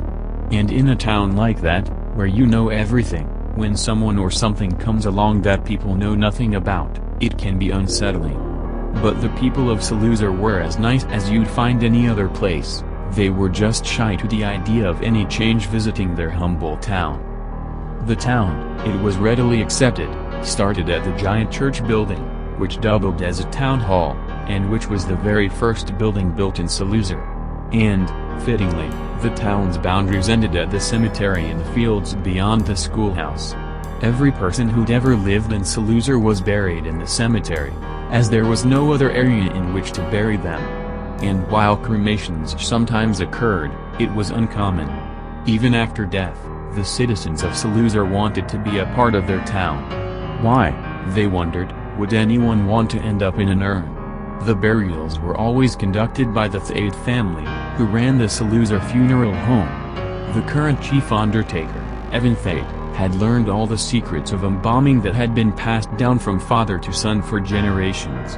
Evan Thade looked like an undertaker. He had a brow that was permanently furrowed, and his spine was perpetually in the shape of a question mark, the result of years of hunching. His hair was brown, but anyone would have sworn it was black, not because the hair was dark, but simply because it felt like it should be black. His eyes, likewise, were overshadowed by the blackness of his pupils, although if one were to look closely, they would have noticed that his eyes were actually a piercing, vibrant green. It was among Evan's duties as town undertaker to conduct the autopsies on the dead, since the town did not possess a licensed mortician, but Evan had never been trained in that practice. Embarrassed, Evan had never told anyone, and so the cause of death was always listed as natural causes. But, whatever skill he may have lacked in performing autopsies, Evan made up for it in terms of embalming. Evan Thade was a true master of preservation. The Thades were artists, and their canvas was the dead. Between the church and the cemetery, were a variety of small homes, and enough shops to keep people occupied. Mildred Snipes, now 82 years old, had a clothing business which she ran out of her little cottage, the same house she'd grown up in as a little girl. Mildred, despite several strokes, and a healthy dose of arthritis, had managed to maintain her good looks. She aged as one with wisdom might, not as one who had given up. A gifted seamstress, Mildred had spent since the age of 16 sewing clothes for the various townspeople. Be it socks, hats, shirts, dresses, whatever someone needed, they went to Mildred and she'd make it for them. Her favorite garment to make was suits. Something about the fitting of suits exhilarated Mildred. She felt alive when making them. The smooth lines of the pinstripe as they run down the jacket or the pant leg, the crisp formation of the collar. Her father had been a button maker, and so each suit had a different custom set of buttons. Some were metal, some were wood, some bone. As she had studied violin as a young girl, she was the only member of the town who could read music, and therefore had been chosen as the town organist each Sunday. When not playing, she'd stare out at all the men sitting in the pews, admiring her handiwork on each of their Sunday suits. The church was the closest thing to a town hall. Despite Saluzar's intimate setting, those Sunday church sessions were the only times the whole town would gather together. Although most members of the town were religious, even those who did not consider themselves so would go weekly, in an attempt to fulfill their social obligations to the town. For 2 years now, Father Todd Luger had been the town's only priest. And while serving an entire town of parishioners alone seems a daunting task, Father Luger hadn't given a sermon for the past 10 months. He accomplished this through a program where he'd invite the members of the town to be what he called guest priests.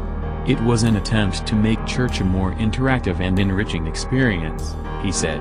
Some of the older generation, such as old Mildred at the organ, though, felt that Father Luger was simply shirking off his priestly duties, and longed for the days of Luger's predecessor, who had staunchly followed all of the parochial rules to the very letter. But, the guest priest's sermons did at least serve to enhance that social feeling that church seemed to provide the people of Saluzar. These days, you can be ordained in an instant. On these computers. Why can't ordinary folks be allowed to give sermons as well? Thought Father Luger one Sunday morning, as he slept through Egon Ammon's impassioned speech concerning the Gospel of John. The only person in Saluzar who was never in attendance at Sunday services was Martin Glinser. From the time Martin had shown up for the first day of kindergarten wearing aviator goggles, he had been pegged as the weird kid. Perhaps because of that label, Martin's readily apparent genius was ignored. By the age of 7, he'd constructed blueprints to create a flying bicycle. At 10, he developed a unique and, to his knowledge, undiscovered fungus culture. And by the time he was 12, he'd created an effective and non-toxic deer repellent for folks to spray on their gardens. But even if someone had recognized the brilliance that Martin Glinser possessed, it would have been greeted with the same response. Kid, you're from Saluzar, Arizona. And no one from Saluzar, Arizona ever goes anywhere or does anything. As such, the days where Martin should have been at MIT were spent huddled in a small broom closet which he referred to as his lab. His hair had gone gray early in his 20s, a trait he inherited from his father, and he felt so cheated by this fact, that he'd allowed his hair to go into complete disrepair. Never combed, it had gone past the point of being unruly, and was now permanently matted to the spot. The aviator goggles he wore in his youth had now been replaced by thick glasses. They were much thicker than he actually needed, but he liked the feel of the extra weight the lenses provided, and so he'd worn the overlarge glasses for some time until he got used to it. He had denounced God completely, and so found church unnecessary. So, despite the distinct impression he inevitably left on those he met, there was no one in the town who he ever considered a friend. The one person Martin had gotten to know well of late was Evan Thade, the reclusive undertaker.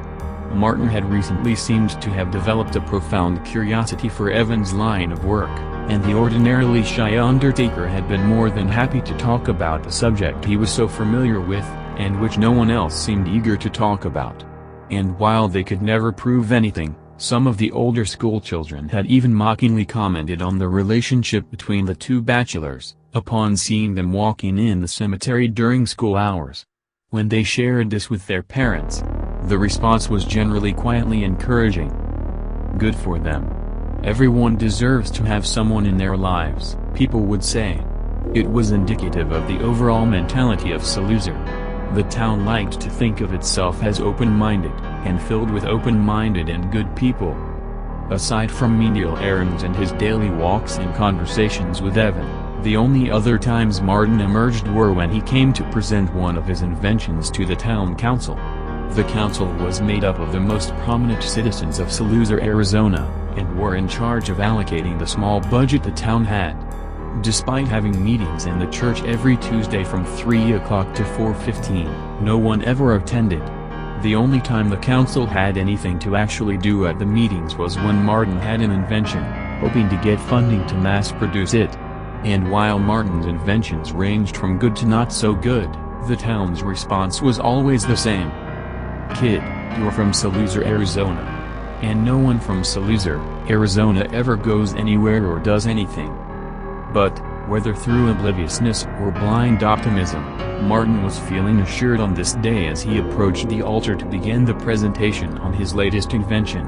It was a good one, he was sure of it. With any invention, Martin brought it to the council with the confidence of a child whose watercolor is hung on the refrigerator, sure that one day there'll be a great painter and that the work will sell for hundreds of dollars. This time, however, was different. The product simply called out, ringing like a siren in Martin's ears, and there was no way it could be ignored. Surely the town council would hear the importance of this one, Surely they too would hear the ringing. "Hello, everyone. I'm glad you could all make it." Martin paused to carefully wipe the sweat from his knuckles.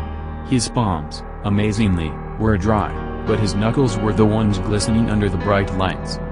"It should only take a minute." "Yes, well, weekly meeting. Meetings are open for all to come. Share ideas," said Saul Moon, mayor of Saluzar.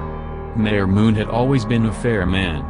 He felt strongly that the town should be able to weigh in on all of the town's decisions, even if they weren't part of the esteemed council.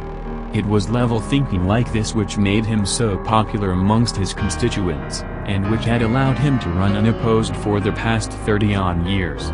"No one comes anyway," laughed Egan Ammon, hitting Moon in the side. Ammon, a retired traveling string salesman, was the most recent member of the council. When not in the surrounding towns, pitching various strands of twine to housewives, he had claimed his own bench outside the barber shop, where he would wax poetic about the world. His job meant that he'd seen the whole state, and so was among the more cultured members of the town. Each day, Egan would sit on his bench and talk. Even if no one was there to listen, his voice kept himself company, reciting and inventing proverbs and mantras by which he'd live out his coming week. And if anyone felt that he was an unbearable bore, those opinions were never shared. "Well, Martin's here, right?" "That's someone," replied the mayor. "Yes, and when Martin's here, it's the only time we have anything to talk about. So, we should give him a chance, shouldn't we, Egan?" said Mildred Snipes, nodding to Martin with grandmotherly eyes. "What do you have for us today, Martin?" "Well, I think this is a big one. I think that this could, well, change the way that we live." "Trumph," snorted R.C. Goose, a local businessman and the richest man in all of Saluzar. "What was that?" asked the startled inventor. "I said Rumph." "Rumph?" "Yes, Rumph. I mean, really Martin, this whole changing the way we live thing. You say this each time." "I don't know what you mean." "It's a charade," growled Goose. "Every new invention, you claim it'll be the biggest thing since non-iron shirts. It never is. What was that last one, the solar-powered lamp?" "Well, yes, I doubt that was energy efficient. But, if you need sunlight to power it, then why would you need the lamp?" asked Goose. The portly man checked the time. He had a pocket watch, of course, and, once again, let out a resounding rumph. "I know you're a busy man, R.C., but I can't see the harm in letting him speak," said Father Luger. Luger and Goose had never really seen eye to eye. Luger was constantly looking for more money to be allotted for the church. Goose felt that, since he owned the only lucrative business in the town, and brought in most of the town's revenue, it should be his business which received a bigger share. And yet, both found common ground in that neither felt that Martin Glinser or any of his inventions should get anything. "Thank you, Father." Martin wiped his knuckles on his pant leg. Well, I was thinking that for every disease, there is a cure. For every ailment. You have a headache, we can cure that. You have the flu, we can cure that. I mean, you have a broken bone, we can even fix that.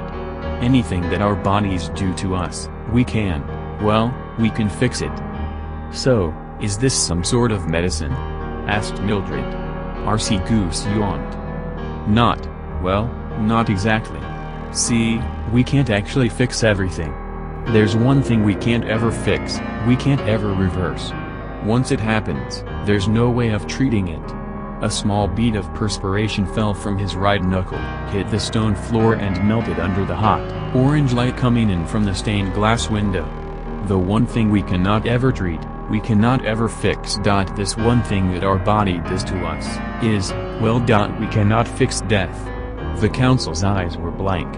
"But, now, well, I've fixed death. I've cured death. This potion, it can bring the dead back to life."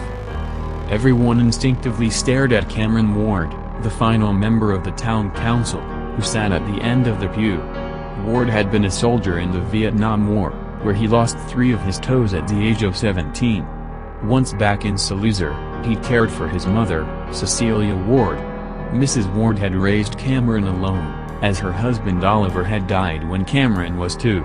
Upon Cameron being drafted, Cecilia had descended into insanity, fearing she'd lose her son as she lost her husband. The past 40 years, Cameron had kept her inside as much as he could, in an attempt to avoid embarrassment. Every Sunday, he and his mother would carefully go into the church, sit in the back row, and leave. Cameron was the perfectly dedicated son. And Martin's news was especially welcoming to Cameron. Cecilia Ward had died only a month ago, making her Saluser's most recent casualty, and still fresh on everyone's mind. Cameron felt the gazes of his council members, and chose to be silent. After a while, Mayor Moon felt the need to respond. "You can fix death? Revive the dead, yes." Martin stared at them. "I mean, I really I think, and I don't believe I'm mistaken, but I think it will change the way we live." The silence echoed through the church, bouncing off the organ pipes, the stained glass windows, the high ceilings. Finally, it was Egonaman who spoke. "Any dead person?" "Any recently dead person," corrected Martin. "As long as they were properly embalmed and are still preserved, this potion will bring them back." There was silence. "And Evanth 8 ensures me that all of the dead have been properly embalmed," he added. It was Egonaman who spoke first. "You mean, with this potion, I would be able to bring Chloe back?"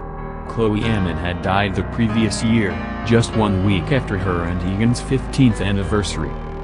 "Well, this is preposterous!" exclaimed R.C. Goose.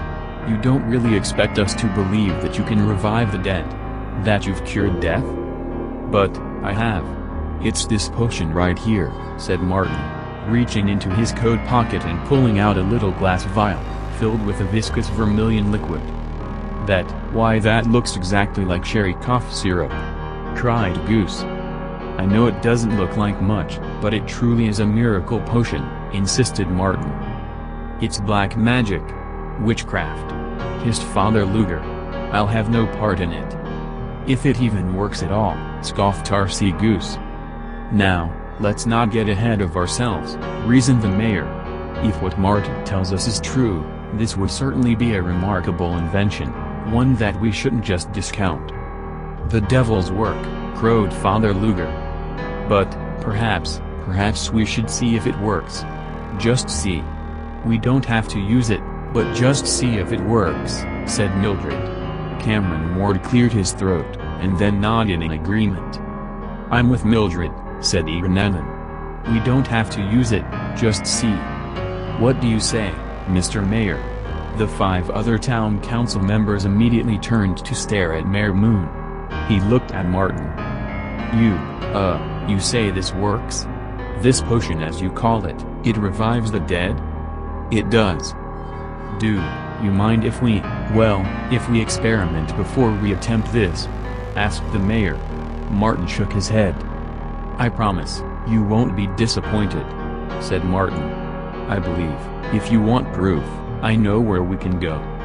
"Yes, do come in. All of you. My, there are a lot of you, aren't there? Watch for that." Evanth A jumped to stop the fall of a glass jar. The jar, containing a hand suspended in green liquid, had been disrupted when the rotund frame of Egonaman bumped into a cupboard. "Formaldehyde," continued Thade. "You can never get it out." Ammon mumbled something in apology. "Besides," lamented Thade, "this hand has sentimental value to me." "Please forgive us for barging in like this, Evan. We know you're probably busy."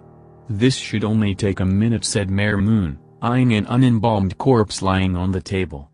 "It was not anyone from the town. Might I ask who?" "Advertisement." "It's for practice," interrupted Thade, hurriedly covering the corpse with a sheet. Thade's lab was situated in a dimly lit stone cellar. The space had been used by the Thades to brew their own ale during Prohibition. From that time, 2 large copper vats remained, pushed into the corner. For several years, the Thade family had tried to remove the now useless vats, but they were too large to get out of any of the doors or windows in the space. Which raised the question of how the vats were first brought to the basement in the first place. Thade had built 2 crude wooden cabinets. In one he kept his various chemicals, sorted by color and purpose. All the preservatives on one shelf, the sanitizers on another. In the second, he kept his utensils, various syringes, pumps, and a treasured Mary Kay makeup kit, used to dress up the bodies for open casket funerals. Lining the cabinet tops were various morbid objects, books on death, assorted dark wooden boxes, mummy figurines, and the stuffed body of a raccoon. With the town council distracted by these objects, only Cameron Ward noticed what appeared to be a pile of small mouse bones piled up in the far corner of the room. "Yes, thank you, Evan, for letting me, use your space." Martin Glinzer shook Evan Thade's hand. "Could you please get me the specimen?" Evan Thade went atop one of his cabinets, and removed a small mahogany-paneled box. Evan put the box on the table. The 6 council members peered to view the box, as if by arching their necks, they would see what was inside. The box, however, was closed, and all they could see was the lid. On the lid, written in Evan's scraggled handwriting, was the name Edgar. "Open the box, Mr. Thade," said Martin, smiling with the feeling of someone who had practiced the line countless times in front of the mirror. Evan Thade did so. The box was lined with a rippling dark blue velvet. On the inside lay the lifeless body of a rat. The sleek fur was impossibly white, as if it had been completely untouched by anything. As if fingerprints would leave a blemish. Its eyes were closed, peacefully, but the red cornea was peeking through an almost imperceptible slit, a tiny, morbid sliver of ruby. "Mr. Thade, is this rat dead?" "Yes, Martin. He's most dead." At this point, the ceremony had to pause. Egan Ammon insisted on testing the rat's heartbeats for himself, and he ultimately concurred with Evan Thade's assessment. "All good. That's one dead mouse," announced Ammon, after his examination. "His name is Edgar," muttered the undertaker. "Yes, so, as we have determined, the rat is dead," chirped Martin. "But, as you can see." He picked up the vial, and inserted into it an eyedropper. With Evan's assistance, they opened up the dead rodent's mouth, and carefully applied 3 drops of the potion. "Now that we've applied the medicine, you wait just 1 second," said Martin. The rat was still. Then, after a moment, the nose twitched slightly. Then its right hind leg. In almost no time, the rat had turned over and scampered over to Evan, as he always used to do before his passing. Evan reached into his pocket and gave the rat a piece of cheese. Edgar, happily and harmlessly, nibbled on the square of cheddar. Evan stroked its head with his pinky finger. The council was silent, the exception being Egan Ammon, who gasped. Chloe can come back," Egan gaped. "It's a miracle," whispered Mildred Snipes. Cameron Ward was speechless. R.C. Goose looked at Father Todd Luger. "I don't believe it," said Goose. "I just don't believe it. Is it witchcraft, Father?" "Well, I don't." Father Todd Luger knew deep down that such a thing went against God's plan. You live, you die, and then you were supposed to go into the afterlife. To bring people back would go against everything God had planned. And yet, there was no denying this curiosity. A potion to bring back the dead was, no doubt, remarkable. And Father Todd Luger felt that perhaps it would be best if the church remained silent on this specific issue. "It is intriguing," he finally concluded. "And you believe this same potion can be used on people?" asked the mayor. "Absolutely. It's the same process. A life is a life. If it works for a rat, why not a human?" replied Martin, who looked at his shoes. "Well, could we, say, test this out?" The mayor eyed a corpse under the sheet. "You don't want to bring this one back," warned Thade with a grim chuckle. "He killed 4 people a few counties over. Death penalty. Well, I use him for practice." "I see," said the mayor, quickly looking away from the sheet. "No, we wouldn't want to bring him back." "Perhaps," chimed Martin, "well, perhaps if we were to bring just a few people back. A few that we would want to bring back. If it works on them, on this, well, this test sample, then we can always do more." "But, who are these few people? Who would they be?" asked the mayor. Well, we have all of you. All of you here. The town council, said Fade. Martin Glinser agreed. Each of you could bring someone back. And, Mayor Moon, you could decide if it's a success. Martin glanced at the townspeople. The mayor considered this. Yes, we could. Egan, you would bring back Chloe, I'm guessing. And Cameron will bring back his crazy old mother, exclaimed Damon. Cameron Ward said nothing. I could bring back Father Shanley, piped in Luger, referring to his predecessor at the church. R.C. Goose stared at the priest in amazement. You're on board with this? Well, it is intriguing, R.C. and, when one thinks of it, is it really so terrible? If God has given Martin this potion, then perhaps he intends for us to use it. And, besides, wouldn't you like to see Mark again? You were such a good team. R.C. Goose considered it. For years, he and Mark Lehman had been partners. Goose and Lehman was the most lucrative business to have come out of Salusa in its entire history. The town's only export, coal, had been outdated for some time, being replaced by fancier forms of fuel. Yet Goose and Lehman had a near monopoly on all of the coal in the state, so while business was slow, the pair did well enough to make by. Goose dealt with the personnel part of it, making sure they had willing customers, figuring out what was the lowest they could charge and still make a profit. Then he doubled that number. Lehman dealt with the books. The two would split the profit 50-50, until Mark's untimely death last July. The business partners had been inseparable, each owing their success to the other. The sign on the door still read Goose and Lehman, and not a church service went by where R.C. Goose did not at some point think of Mark. But, I have nobody. Who could I bring back? Asked Mildred. Mildred Snipes had never been married, although there had been offers. For one reason or another, none of the offers had ever come to fruition. Mildred, instead of a husband, kept cats. Many cats. She used to always take in the strays, care for them.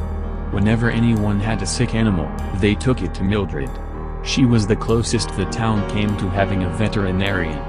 Mayor Moon pointed out that if the potion could bring back a rat or, as Martin claimed, a human, why not a cat?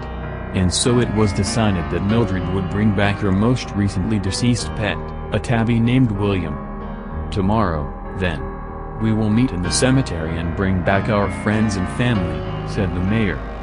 Even my Chloe? Offered Egan. Yes, Egan, of course. Your Chloe. Cameron Ward sat at home and stared at his vial of potion. He ran a freckled hand through his straw blonde hair. He sighed. Here, take this, watch after it, it's yours, and be sure to bring it with you tomorrow, Martin had said down in the Thade cellar. Cameron removed his left sock and applied some topical ointment to the stumps where his 3 toes used to be. Blown off by a shotgun. The wound had mostly healed after all these years, but Cameron didn't care. He was still fearful of contracting gangrene on the foot, and besides, the ointment felt nice. It soothed any pain, massaged all of the tension out. The vial was on the table. Oh, Ma, he said to the empty room. Bite the bullet sponsored links you may like. 10 countries that don't want you to visit. Board articles. According to Martin, each body that came back had full memory of its past life. In fact, memories would be more vivid. It would be as if the body came back reborn, refreshed, a brand new mind full of the same old memories. Cameron's heart had seized.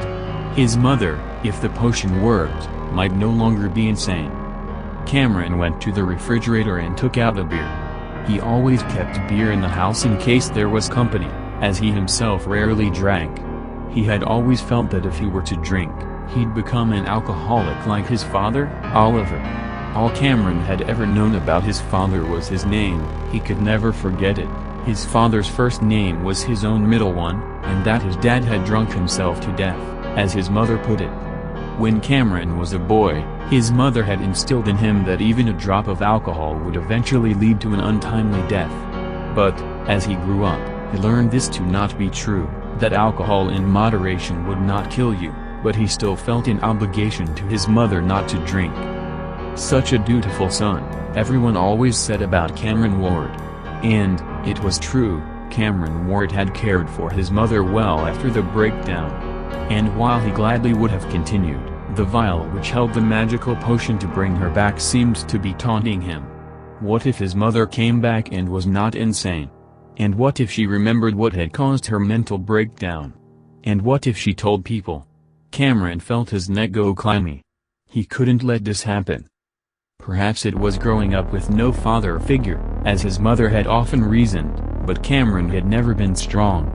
And when he received the notice that his lottery number had come up in the draft, Cameron didn't know what to do. He couldn't go to war. The draft was an all-consuming entity, swarming through Cameron's life in his peaceful childhood town. But more importantly, there was his mother. With his father having died, he was the only man in his mother's life. Were he to die in the war, she'd have no one at all. It was with this reasoning that he had gone out back, picked up his dad's old shotgun, said a prayer, and blew off 3 of his own toes. When his mother heard the gunshot, she ran out into the yard, weeping. She screamed and hugged her son. Cameron did not cry. "It's okay, Mom. It's going to be okay. They can't make me go to war now." Cecilia Ward looked down. She saw the smoke still trailing out of the wound, saw the shotgun in her son's hand, and Cameron's ever-stoic expression. "I see," she finally said. Cameron expected relief, perhaps even praise. After all, by sacrificing 3 toes he didn't even use anyway, he had ensured his own perfect safety. He would not abandon his mother as his father had done. But, he could not have anticipated the look of shame and anguish in her eyes. A fly flew towards her and she twitched to avoid it. And in that twitch, Cameron could see something within his mother snap. "No son of mine's a coward," she calmly seethed, and then walked into the house. Cecilia locked herself in her room, refusing all of the food and water Cameron attempted to bring her. Despite his best efforts, Cameron couldn't save his mother. He watched her wither away. Her mind, deprived of nourishment, shut down. Cameron found her one night, violently writhing on the bed, near to death. He phoned the doctor, then fled, vowing not to return until the war had ended. When he finally did return to Saluzar, he was surprised to find that he was greeted with a hero's welcome. Cecilia Ward told everyone her son had been dutifully serving in Vietnam. The doctors claimed she'd been so worried about him that she'd stopped eating, causing her to lose her mind. And so, she'd told everyone that her son was in the war, bravely fighting for the cause. She had forgotten the incident, and it was Cameron's belief that the story she had concocted was her mind protecting itself, her one solace once her mind had shut down. From what the doctors said, it would be best not to upset her, and so Cameron shyly went along, always shrugging off the praise, agreeing to his mother's story. In that way, he felt he could perhaps meet her expectations. And yet, Cameron Ward still felt guilty. Guilty enough to care for her for nearly 40 years. When she died, he thought he could breathe easy, his secret would never be out.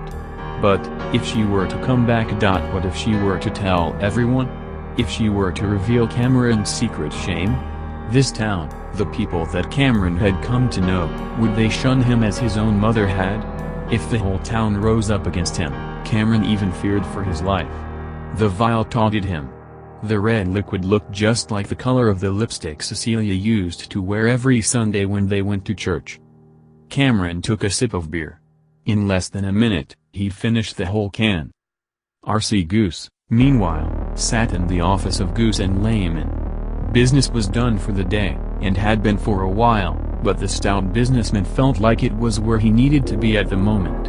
It had only been a year ago that R.C. Goose last sat in the same office with Mark Lehman. The men had been business partners for 15 years at that point. It was evening, the curtains were drawn, and the only phone in the building was situated on the table in front of them. Lehman yawned and glanced at his partner. "You're welcome to go home, you know," he told Goose, smiling wearily. "Not at all. You probably get lonely sitting here all alone each night." "True. But I'm used to it at this point. You never stay this late." I thought that my company would be a welcome change, Goose taunted, using his index finger to pick some stray chicken breast from between his bottom teeth. Not at all. You know I enjoy your company. Layman nibbled on his fingernail. Goose stared at him for a while, then let out a guffaw. I know, I'm just teasing you, Mark. Are they normally this late? No, I don't know what's happened. The shipment normally gets in an hour ago. The pair certainly made a strange picture. Compared to Goose's plump figure, Layman's figure was incredibly gawky and angular. His gaunt face was accentuated by a pair of copper wire glasses which framed his eyes to look irate at any moment, and which harshly left red footsteps on the trunk of his nose. The Arizona humidity chapped his slender lips, and so his mouth was constantly covered in bits of dead skin. It was Layman's unofficial job to sit and wait for their customers to call and say the shipments had arrived. It required very little attention, simply the ability to pick up a phone. The train would get in, the distributor would pick up the coal, and call the office. Layman would warmly thank them for their business, and go home for the night. Most shipments got in at around 6. This one was nearly an hour late. It's bad weather, I suspect, croaked Layman. What was that? Sometimes, if there's bad weather, then the shipment is delayed slightly. Is there bad weather often? Asked Goose. Sometimes. Sometimes the tracks get icy, the train can't get there in time. Does that affect it? Ice on the tracks. It can make the train go slower? Yeah, it happens sometimes.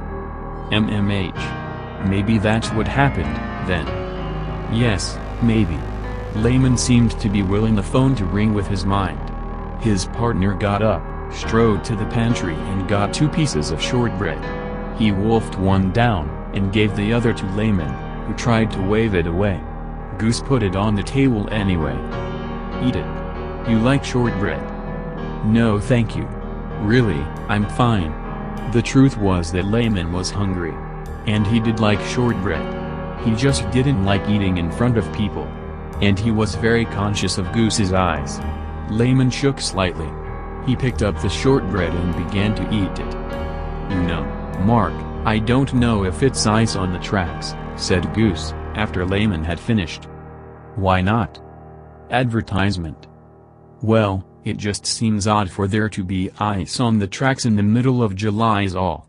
And this being Arizona, where we don't even get ice in winter usually. It doesn't seem like there'd be too much ice present, on train tracks of otherwise. Seems to me. But, the shipment was heading to Pennsylvania. And they do get ice on the track there sometimes. It's possible, Mark, but, it's still July. I don't think Pennsylvania gets ice on the track in July. I guess not, RC. No. And, since the shipment's so late, and it couldn't have been delayed because of ice on the track, it seems to me more likely that the order was never going to arrive. As if someone may have cancelled the order. Layman was quiet for a moment, refusing to meet Goose's glare. What? RC, you cancelled the order? RC, you should've. No, I don't think you understand me. I didn't cancel the order, Mark. But it seems to me that one partner would make more of a profit than 2. That if someone cancelled the order and then shipped it off independently, they would keep all the profit. Not have to split it. You see what I mean? Not really, RC. Did you cancel the order, Mark? Mark Layman wiped some crumbs from the side of his mouth. RC, I don't know what you're talking about. Really, I don't. It's just delayed for some reason, because it seems odd to me that they've not called yet, unless they're calling a different number. Like your home number. Like you told them to. Goose had gotten up and walked to the fireplace. RC, where is this coming from? You know I'd never. I don't like it when people double-cross me. The profits have been a bit light this month. Times are hard, RC. Which is the reason someone might try to do something like this. He grabbed a fire poker and walked towards Layman. No, RC, I can explain. They'll call. I know they'll call. Layman put his hands out to stop his advancing partner. "I've never cancelled any order. Granted, it had occurred to me, but I'd never for more than a second did I think about it. Never more than just 1 second. But, I can't believe that, Mark. No, please, I didn't apostrophe T. Please let me explain." The blunt end of the poker collided with Layman's temple. He dropped impossibly fast, slumped over the coffee table, shortbread crumbs just barely visible on his unshaven face.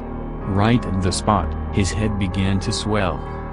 Goose returned the poker to the fireplace, dragged his partner up the staircase, not an easy task to do given that neither of the businessmen were in the best of shape.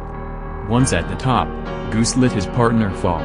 And that would be how Goose would tell everyone he found the lifeless body of Mark Layman the next day when he came in for work. But, that night, as he was about to leave the building, the phone began to ring. He picked it up, listened to the voice on the other line, and then thanked them confirming that the call order had come in. The man on the other end apologized for the delay. Goose put the phone down, uttered an apology of his own to the man at the bottom of the stairs, went home, and made a cup of tea. Now, Goose sipped his cup of tea in the office, the vial in his pocket. He grasped it, angrily. Tomorrow, he was supposed to bring Mark back. His grasp tightened, willing the glass to disintegrate at his touch. It did not. The next morning, Father Luger walked to the cemetery, glass vial in hand. He hadn't slept, thinking about the potion had kept him up. The potion left him more than a little confused. He had no idea how he was meant to respond to the whole thing. The whole thing was so biblical. The Walking Dead, who wouldn't think of Jesus Christ? And how he would respond worried him. He knew himself to not be a smart man. He liked his routines, his unchanging habits of daily life. He had never been the most steadfast priest. In truth, he had his doubts about the whole Catholicism thing. As a boy, being a priest had felt natural to him. He loved the church building itself. The way the light was refracted by the stained glass windows, how the organ echoed in your eardrums.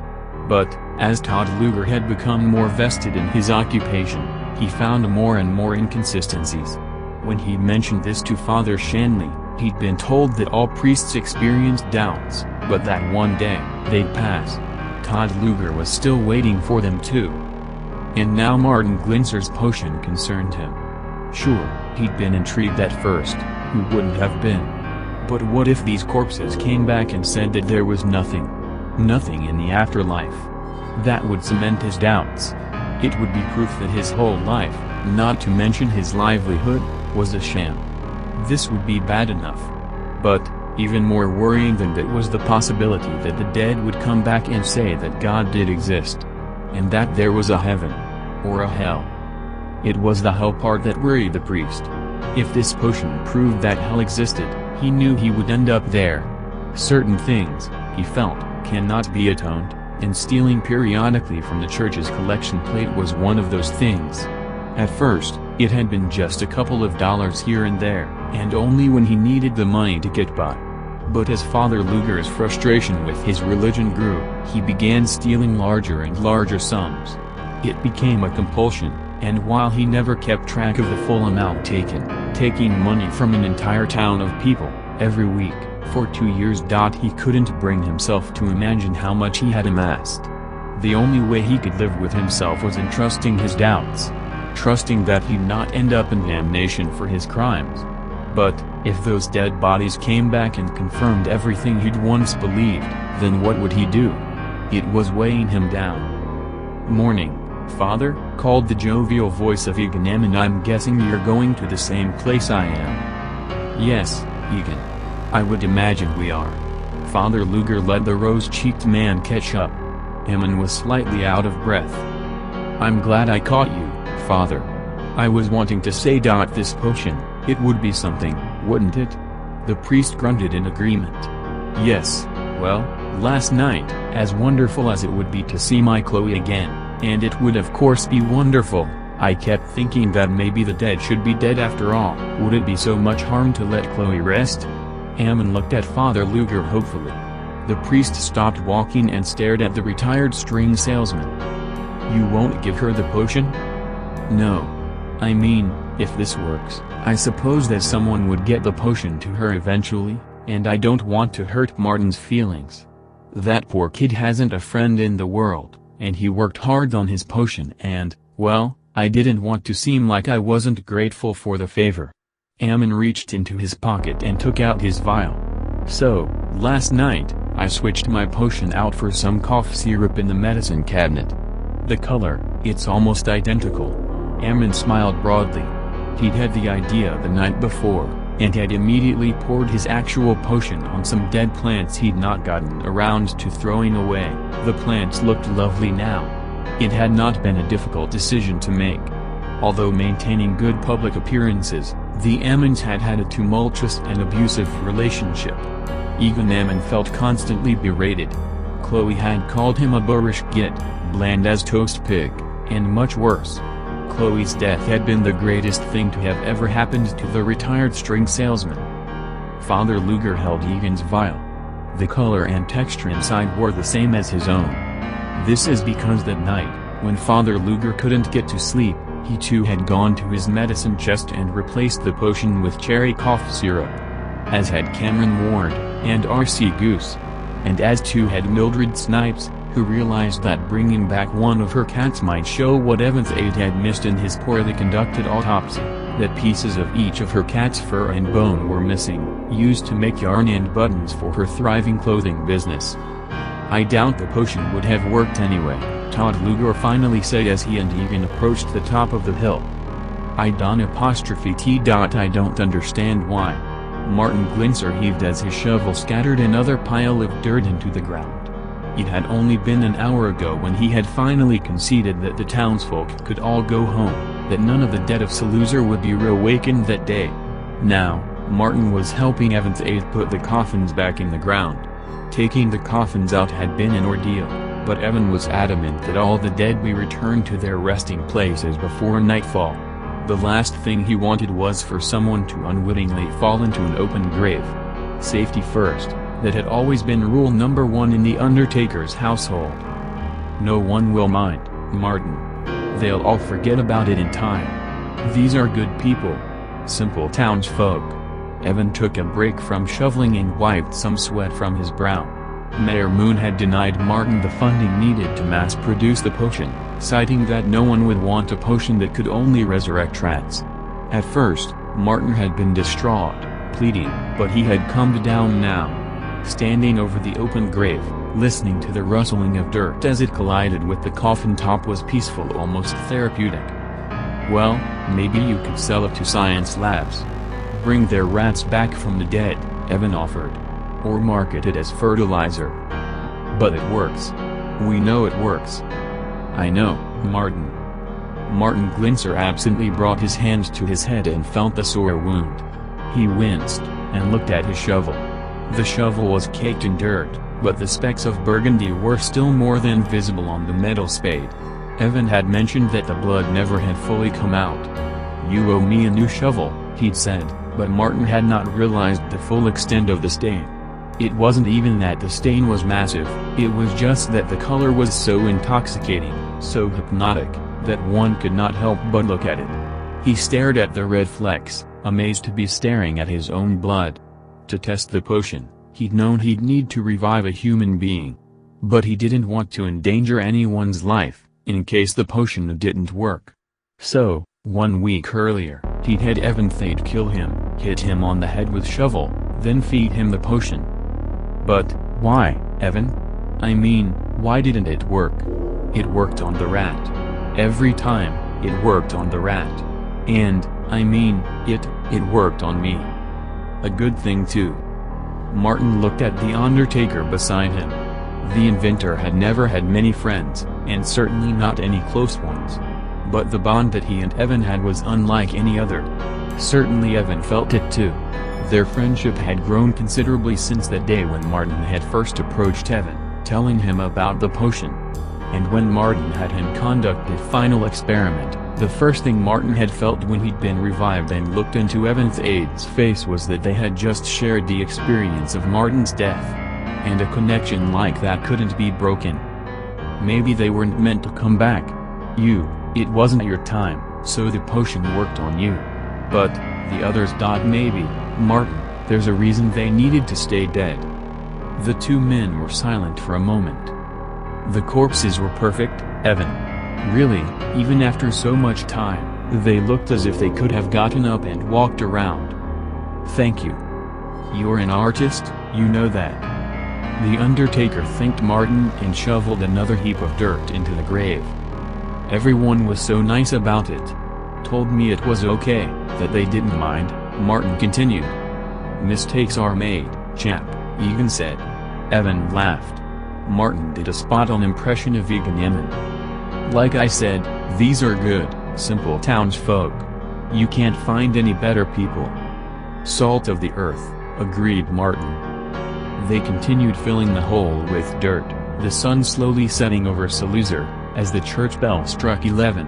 And when they were done, the simple country folk rested easy, comfortable in the fact that the dead would remain buried. Comfortable in the fact that the dead would remain buried. Comfortable in the fact that the dead would remain buried. Comfortable in the fact that the dead would remain buried. Comfortable in the fact that the dead would remain buried. Comfortable in the fact that the dead would remain. May 17, 2008, Fort Huachuca, Arizona. Just like the old marching cadence, it's the same old shit again indeed. And now here I am marching my own soldiers off to one of several pre-deployment briefings being held today.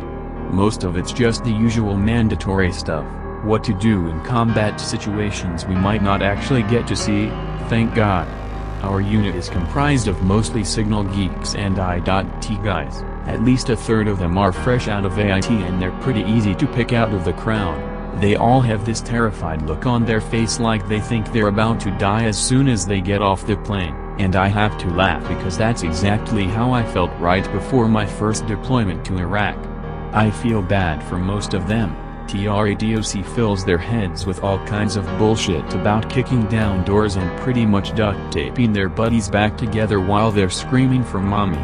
It's mostly intended to remind them that while they're being trained in a technical capacity, they're still soldiers in the United States Army and very well may wind up in combat nevertheless. I understand why they do it, but they rattle off about it so much to these kids that it almost becomes counterproductive. Instead of learning how to just do their damn jobs, they lose sleep over nightmares about explosions and gore.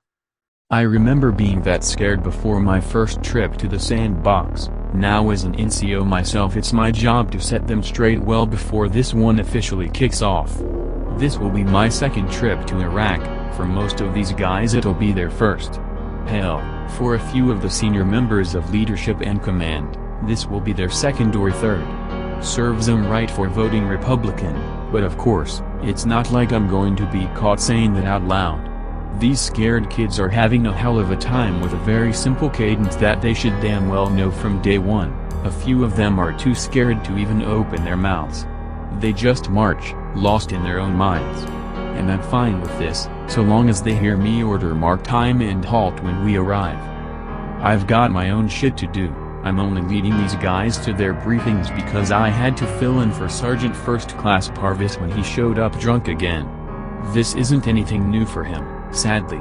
If he weren't such a sadistic, sexist piece of shit I just might consider feeling bad for the guy because he has such severe PTSD, but after the last time he staggered past me and asked if my carpet matched the drapes, he's damn lucky I left the building when I did. Parvis is one of those senior NCOs who really shouldn't be wearing the uniform anymore. Sure, I made my complaints and reports, just like policy tells us to, but it almost never amounts to anything. The best I can really do is try to stay the hell away from him. He made a complete inebriated ass of himself in front of the entire company this morning though, and this was a rare performance indeed coming from him. Instead of the usual nasty remarks and barely intelligible swearing, I could swear I heard him choke on a string of desperate apologizing and frantic groveling for forgiveness from every soldier standing in formation. There were a few audible snickers. I tried not to laugh at him myself. Parvis is known within the whole unit for his completely non-sober tirades about this, that and everything. They almost always end with the usual screaming at all of us over one person's mistake, his way of mass punishment over trivial stuff as a way of asserting power over the rest of us, knowing full well he barely had any real power of his own. Gee, I wonder why. This time was a bit of a spectacle, sure. I grew up with alcoholic relatives, the public sobbing an endless strain of I'm sorry, I swear I'll change blah blah blah has long since lost its effect on me, but now I can only stand by and watch. This is the end for SFC Parvis, finally.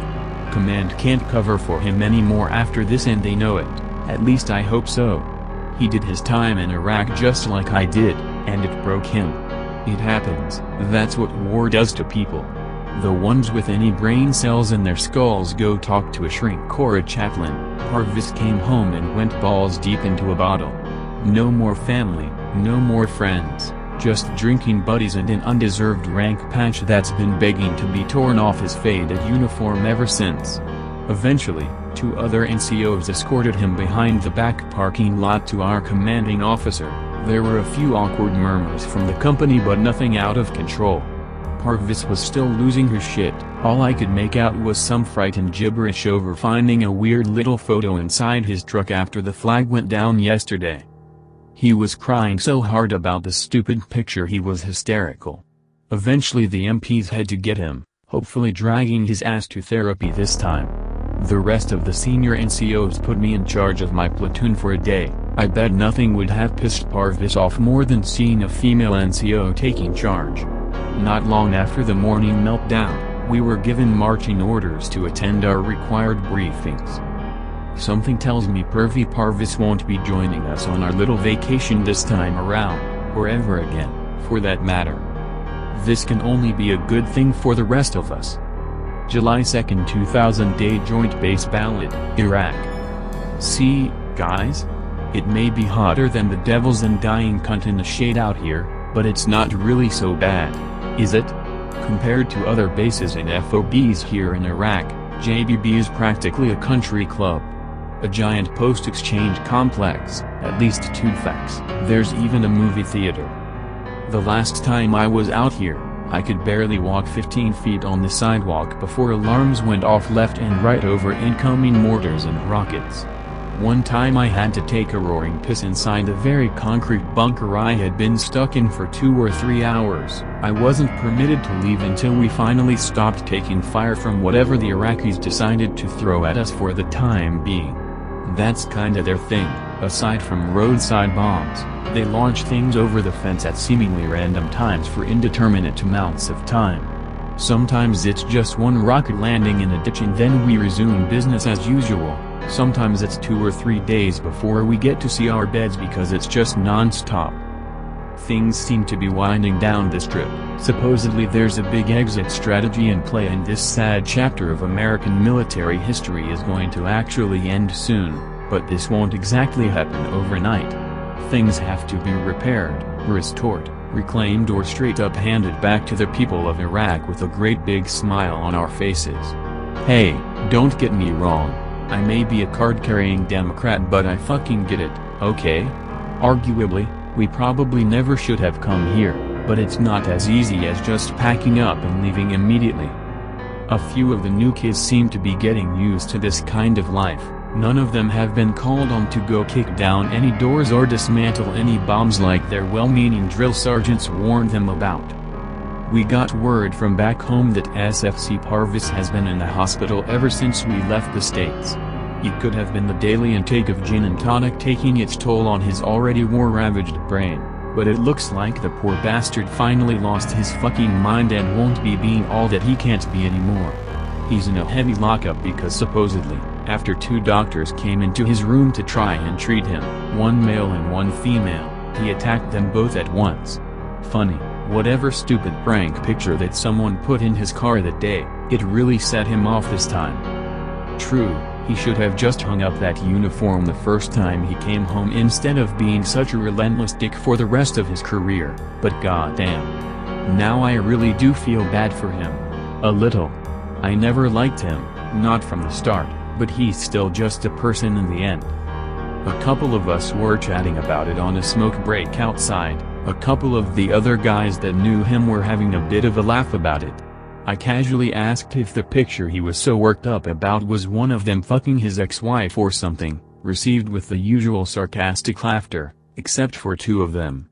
Not one blink, not one word, not one single peep. Yesh, guys, what's your problem? Parvis was an asshole. Whoever set him off was doing the entire army a favor. One of the other guys barked. One dude just kinda took a nervous breath and shrugged, then another dragged from a cigarette. The other kid was much younger than that dude, a Private Gerard according to his name patch. He threw his to the ground and walked off. What the fuck?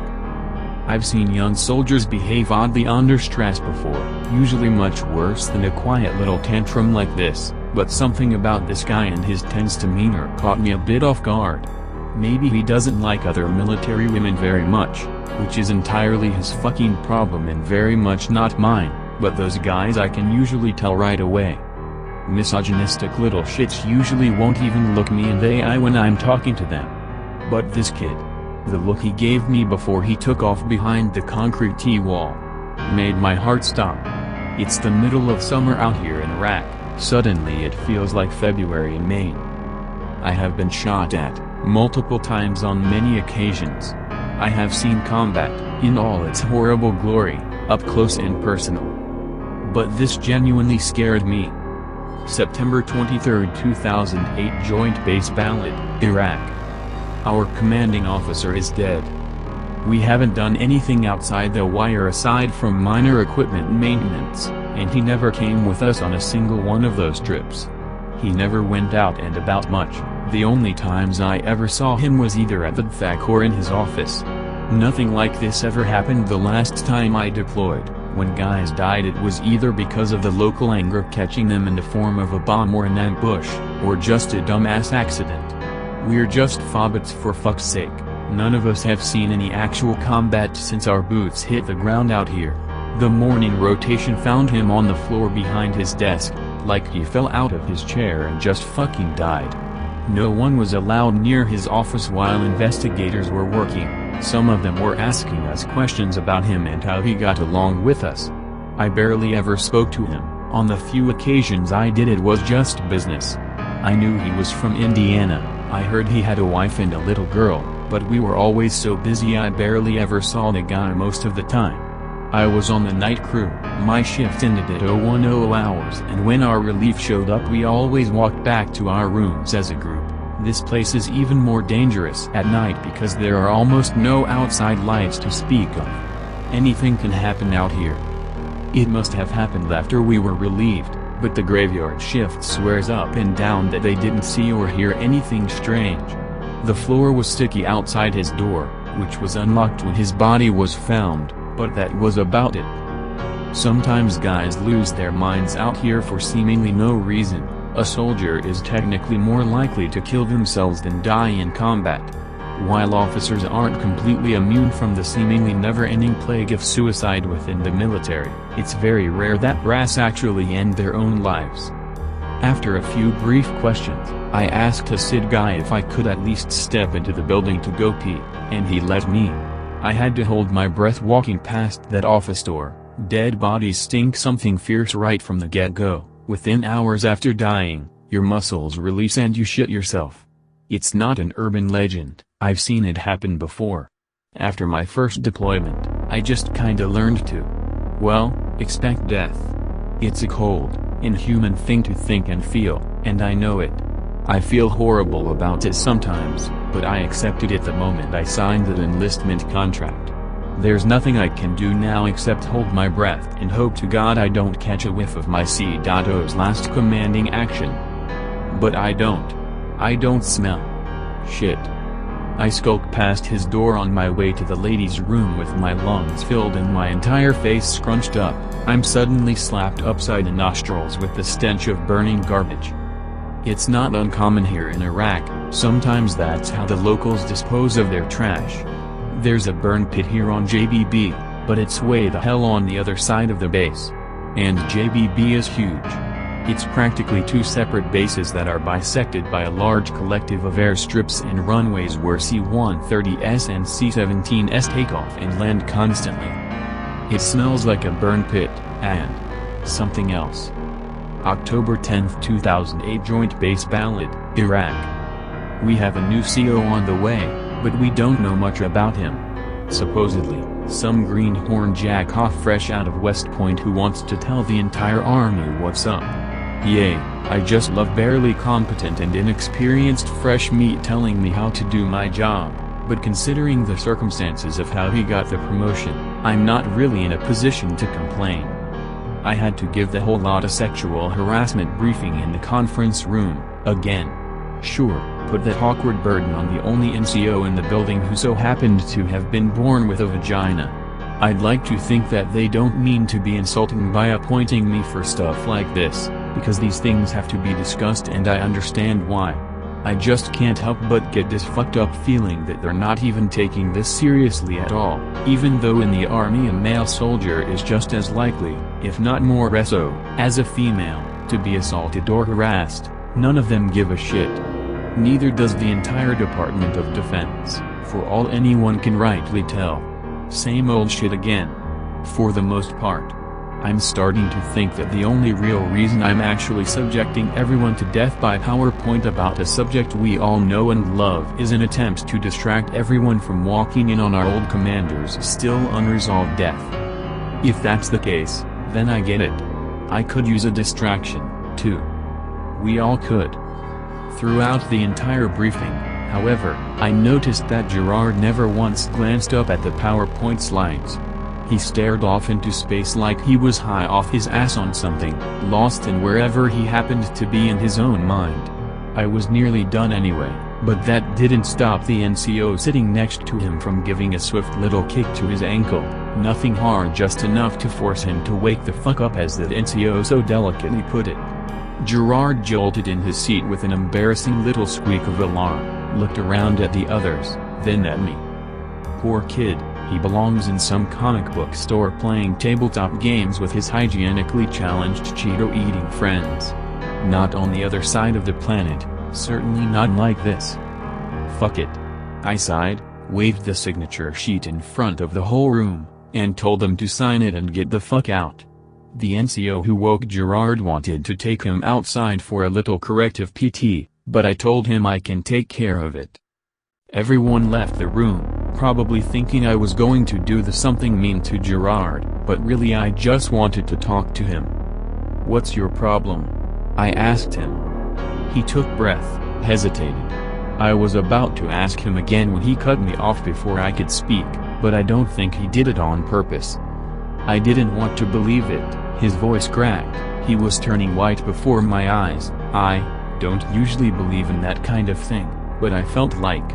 His jaw wagged open and closed a few times, like that of a fish. I just had to try. Try what, Gerard? Whatever he was afraid of, I could feel it. It was thickening the air all around me and in my own lungs as well. I don't want to overdo it with this kid, but I'm starting to feel sick inside. Do we need to have a chat with the first sergeant? He shook his head, with lips flapping side to side from shaking so fervently. Are you thinking of hurting yourself? As an NCO, I have to ask.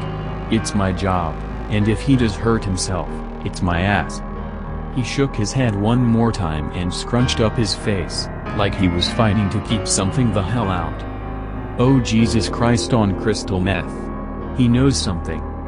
Gerard, please look at me. I took a deep breath and tried to give him a reassuring nod. He looked like he was about ready to shit himself. He's probably not used to NCOs actually being somewhat civil with him, which is unfortunately common among lower enlisted. Gerard, I asked calmly, concerned, can you tell me what happened? His face went from white to red in about 2 seconds and his eyes widened like he was choking to death.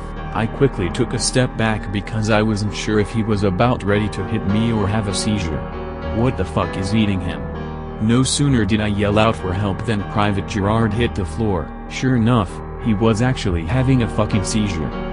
2 other soldiers ran into the conference room, tried to stabilize Gerard and stop him from accidentally injuring himself while I ran to Top's office for the phone to call the medics. I shoved past his open door to discover him talking to the SID investigators before they noticed me coming in, just in time to hear one particular word so happen to slip from their mouths. Homicide. I can only assume they were following up regarding the commander's sudden death. Seems a little fast if you ask me. I didn't mean to interrupt them, I had no idea they were even here, but as soon as I alerted them to the matter of Gerard's seizure they took off into the conference room for help. When I reached across First Sergeant's desk for the phone, that's when I saw the crime scene photos underhand. I'm no stranger to death, so the sight of his corpse in the pictures didn't shock me all that much. There are politicians who think that women can't handle the rigors and horrors of battle, yet they have no issue with sending us anyway. There were holes in his uniform when they found him, but nothing to indicate what actually made them. Another photo had a note at the bottom of it. An investigator noticed that there wasn't a whole lot of blood on the floor around the body. The third photo.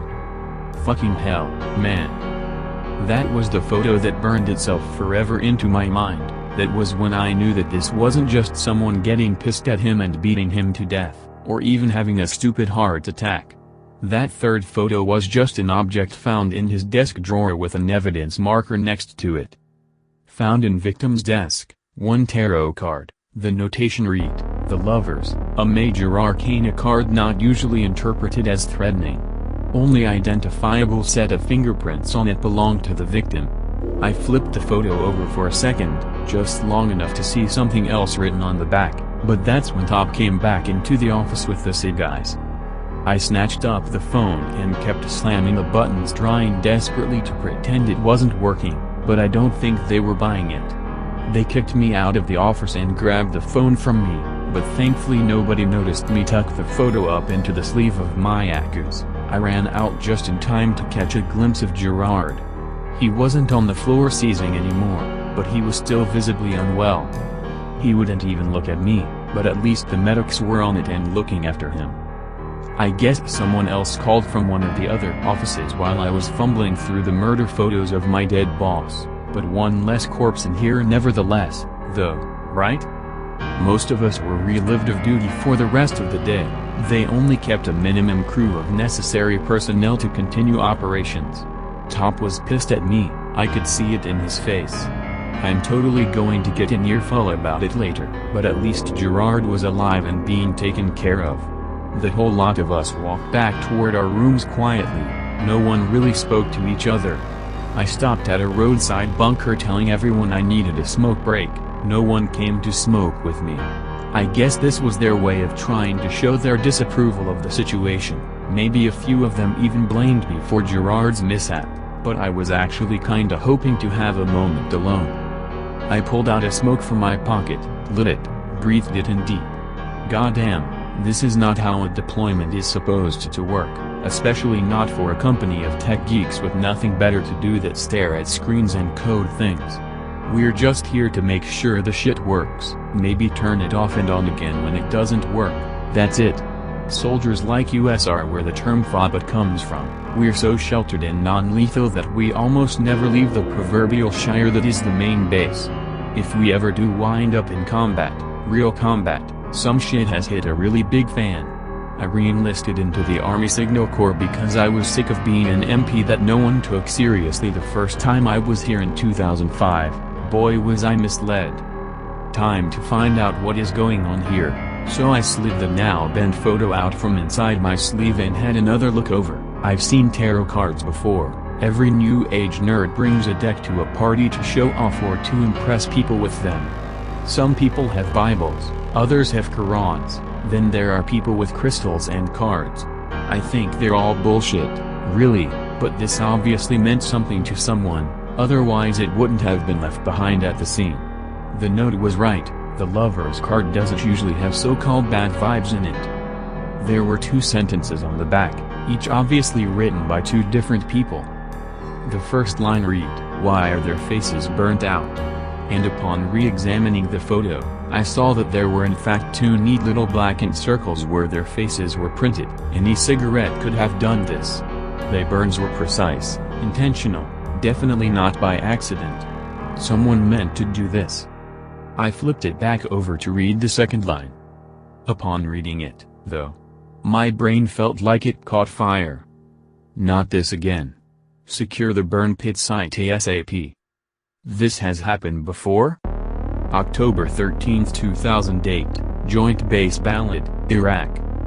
Private Gerard is still in the hospital. He's conscious, but he won't eat or talk to anyone. SID has their eye on him.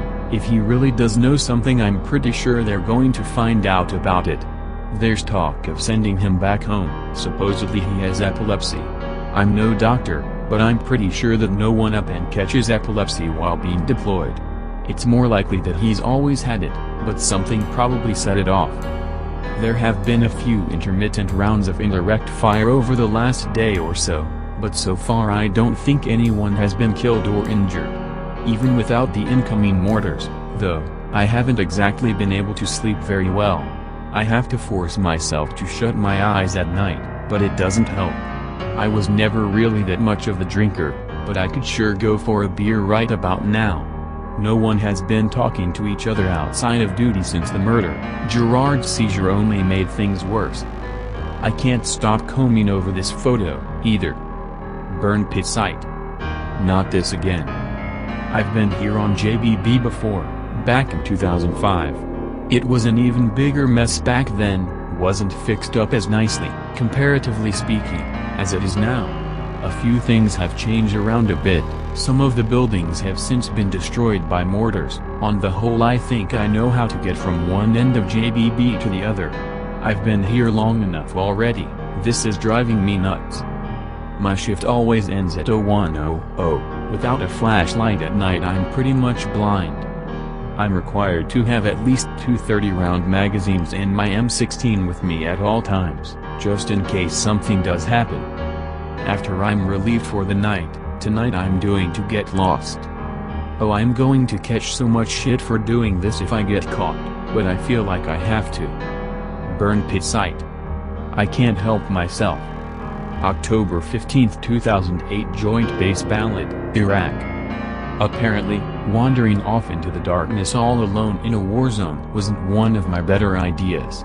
To be fair, there was no way for me to know a sandstorm was coming in the middle of the night because no one could see it until it was right on top of us. A sandstorm whipping up seemingly out of nowhere in Iraq. Gee, who'd have thought? It was a very long hike from the fenced-off housing paddock to the area surrounding the burn pit. I didn't exactly need my flashlight for the rest of the trip. I could smell my way over there in the dark just fine. They don't really burn stuff at night if they can help it. The light of the fire attracts too much attention from the Iraqis. It was easy to creep behind T-walls and buildings once I was able to get away from the main roads. I snuck a cigarette or two along the way, periodically checking that I had my M16 and both magazines close at hand. Damn, I was tense. I accidentally disturbed a couple making out in a bunker. She looked scared, he looked pissed. I looked pretty stupid right about then and I knew it. I smiled nervously. I won't say anything if you won't. Advertisement. They didn't say anything at all, just stared at me looking extremely annoyed. Okay then, enjoy yourselves. I left and didn't look back, hearing only their gasps and groans. That stuff happens out here all the time. It's really not a big deal unless the wrong people start to notice it. More often than not, the soldiers that hook up in a combat theater are actually married, but not to each other.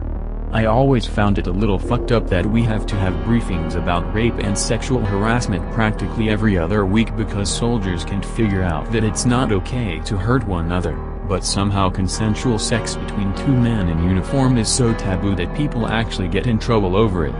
And you know, cheating on your spouse who's waiting for you back home is perfectly fine too. Bastards. Welcome to the army. If it makes sense, it's probably wrong. Ultimately, though, that just means I need to be all the more careful out here and where I know I'm not supposed to be.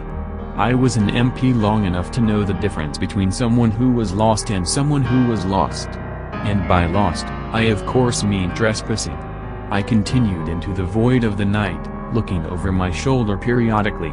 After a long, flat clearing of rock and gravel that seemed to make an awful lot of noise with every step, I came upon a chain-link fence skirted by rusty concertina wire. Well fuck, there's only one way over this stuff. I stripped the patches off my Yaku jacket, took it off and threw it over the wire. Without the patches, I can't be identified as its owner if someone finds it, but it also means the jacket itself is ruined. Whatever, soldier, stick to the mission. Climbing and hopping the fence, I proceeded exploring the area as quietly as possible until I noticed something odd straight off the bat. The gravel under my boots didn't crack as loudly when I stepped on it here, and I couldn't hear the whirring of the generators. I could see headlights of vehicles driving on base in the distance, but I couldn't hear their engines anymore. Oh, this feels so wrong right now. My instincts are telling me to go back, but I kept telling myself that I had come too far and that I had to at least look for something relevant. I had no idea what, but I'd probably know about it when I saw it. And then, I did see it, a narrow circle of concrete T-walls, the very tall ones usually reserved for the base exterior walls or dividers meant to protect something from blast debris. The walls are covered in a patchy black coating of something. It could have been accumulating soot from being so close to the burn pit, but there's no logical reason for the structure to be here all by itself in such an obscure location. People take things to the burn pit to destroy them, not to protect them. The T-walls were sticky to the touch and arranged very tightly together to form a sort of column. I began walking in a brisk circle around its circumference and not seeing any gaps between them. Well, there was one. About large enough to maybe fit my head through and look. I stared into the middle of the enclosure, raised my flashlight above my head and scanned the interior. There was only a pile of burned garbage in the middle of the enclosure. That was it. No, hold on. That can't be it. This is what needed to be secured ASAP? A pile of burnt trash among an even bigger pile of burnt trash? That's when I noticed two things. Unlike the filth-coated exterior walls, which had already stained parts of my skin and clothes on contact, the inside walls were almost spotless. If I didn't know any better, I'd swear this concrete structure was brand new. Then the second thing. The unscathed flash drive atop the pile. I couldn't quite reach it. I took the magazine out of my M16 and attempted to knock it toward me with the buttstock of the weapon. It's a damn good thing no one can see me doing this, because the muzzle of the weapon is right at the base of my wrist, and it's heavier than it looks. After 2 or 3 bumps without blowing my hand off, it comes tumbling close enough for me to reach down and pick it up, when some of the trash I jostled about fell from the top of the pile, to reveal a section of untouched cloth from some discontinued desert camo uniforms. No one, literally no one out here wears these anymore. How long has this pile been here, and how come this flash drive looks undamaged? Something is fucked up about this place, but now that I got something out of this trip I can finally leave now, and the sooner the better. And no sooner did I stash the drive into the pocket of my Yaku cap and re-sling my weapon, when I felt the wall of sand hit my face. It damn near knocked me flat on my ass. I reached for my cap to make sure it stayed on my head, and thankfully it did. I ran into the storm, but not very far before I made out the shape of my Yaku jacket fluttering against the fence. I accidentally tore it in a few places trying to get it free. At this point I don't even care about getting caught anymore. After the unsettling scene at the burn pit, I just wanted to get back to my room and throw these ruined Yakus away. Getting caught might be a blessing in disguise, given the circumstances. There is no way in hell I am going to be able to make my way back in this sandstorm alone. This was a terrible idea. I stumbled upon the roadside and found a concrete bunker I could duck into. Hardly perfect cover, but it sure beats being exposed out in the open. Once inside, I took the flash drive out from my cap and took a quick look at the outer cover. It was sticky, but not like the T-walls. There was at one point a label affixed to one side that had since come off, but despite having sat out there for who knows how many years, the glue was still tacky to the touch. On the other side of the flash drive, there were 2 words written hastily with a shapri. Vivict is. sounds Latin, and kind of familiar. I know I've heard this phrase somewhere before, but right now it escapes me. I'll have plenty of time to check out the drive's contents when I get back to my room, but for now I just need to lie low until this storm passes and hope that no one noticed me. The wind wasn't beating quite so hard on the inside of the bunker as the outside. I took the opportunity to pull out a smoke and try to light it. I need some good old vitamin N before I lose my fucking mind. It took 2 or 3 clicks of the lighter before I finally got a workable flame. I was well into getting a well-earned cherry on head of my cigarette, that I noticed the flame had illuminated something in my peripheral vision. Not just on one entrance of the bunker, but from both sides. It wasn't the storm playing tricks on my eyes. I haven't been drinking, either. And no, there's nothing special about my favorite brand of smokes. I don't care what my personnel file says. Those discontinued desert camo uniforms from the pile were now wearing their discontinued boots. I don't remember what was going on or how long I was there. I don't even remember getting into the back of an MP vehicle. But that's where I woke up, with plastic zip ties around my wrists and a huge cigarette burn on my shirt. October 20, 2008 Joint Base Ballad, Iraq. I'm not allowed to give briefings anymore, not for a while. On his way out of the hospital, Private Gerard sobbingly admitted that he was the one who put the picture in SFC Parvis's truck. He had stumbled across some online forum, maybe a Facebook page, about bullshit urban legends like Slenderman, something with a really long title about normal porn, and a story about a psycho kid named Jeff. Come on, no one in their right mind thinks any of that shit is real, right? He said he got the idea from reading some discussions on the page. Some of the members claiming to be current and former military obviously told him a screwed up kind of war story, and maybe, in his desperation, he thought it was real.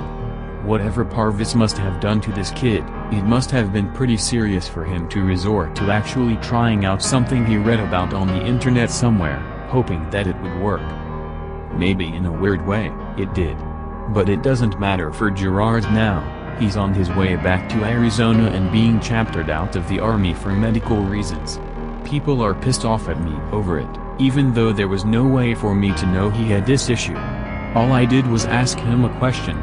There was no way for me to know that other NCOs had been pushing him as far as they did. I thought back to the note on the photo, not this again. I guess Gerard isn't alone in his desperation. As for me, well, Top was already pretty on edge about Gerard. So when the MPs carted my happy ass to his doorstep at 05:00 or so, the look on his face was almost kind of funny. I was forbidden from re-entering the office until the smell was gone. I assume he meant from my adventure in the burn pit. I had to throw away that entire uniform ensemble, even my socks. I've been showering 3 times a day ever since the MPs released me. I still can't get the stink of burning garbage out of my hair. I'm giving serious consideration to going all Demi Moore from G.I. Jane, but it's technically against the rules for women to shave their heads according to regulation AR 670-1. But, you know, trespassing and possible theft of government property are both fine. I'm going to be under a very big microscope for the rest of my time in Iraq. I'm probably going to be on the roster for every single random piss test for the rest of my military career after this. Top asked me if being an NCO was getting to me. I know what that means. I'm not stupid. As if by some miracle, there hasn't been any official paperwork thrown at me, yet. The Army doesn't exactly want female soldiers, they've made that perfectly clear, but deep down they know that they need us. Especially female NCOs, there are too few of us and we're too far in between. I think that's the only thing saving me from getting shit canned right now, and I'm in no position to complain, really. I haven't been able to bring myself to examine the contents of the flash drive. I stashed it in my computer case as soon as I could, and I can barely stand the thought of opening it. I stopped keeping the case under my bed and moved it into my locker. I know I'm being ridiculous, but the events of that night have me that freaked out about it. I don't give a shit what that counselor says. Bits of old cloth might fly around in a storm, but they sure as shit don't stand upright. especially with boots that no one has worn in theater almost since the war began in '03. I want to let this all go, I really and truly do. I want nothing more than to forget this ever happened, go about the rest of the deployment without fucking up again, and move on with my life. Will that be possible as long as I'm in possession of this flash drive, though? December 1st 2008, FOB Warhorse, Iraq. I've managed to stay under the radar for a bit, but Top had me transferred to this hole in the fucking dirt forward observing base.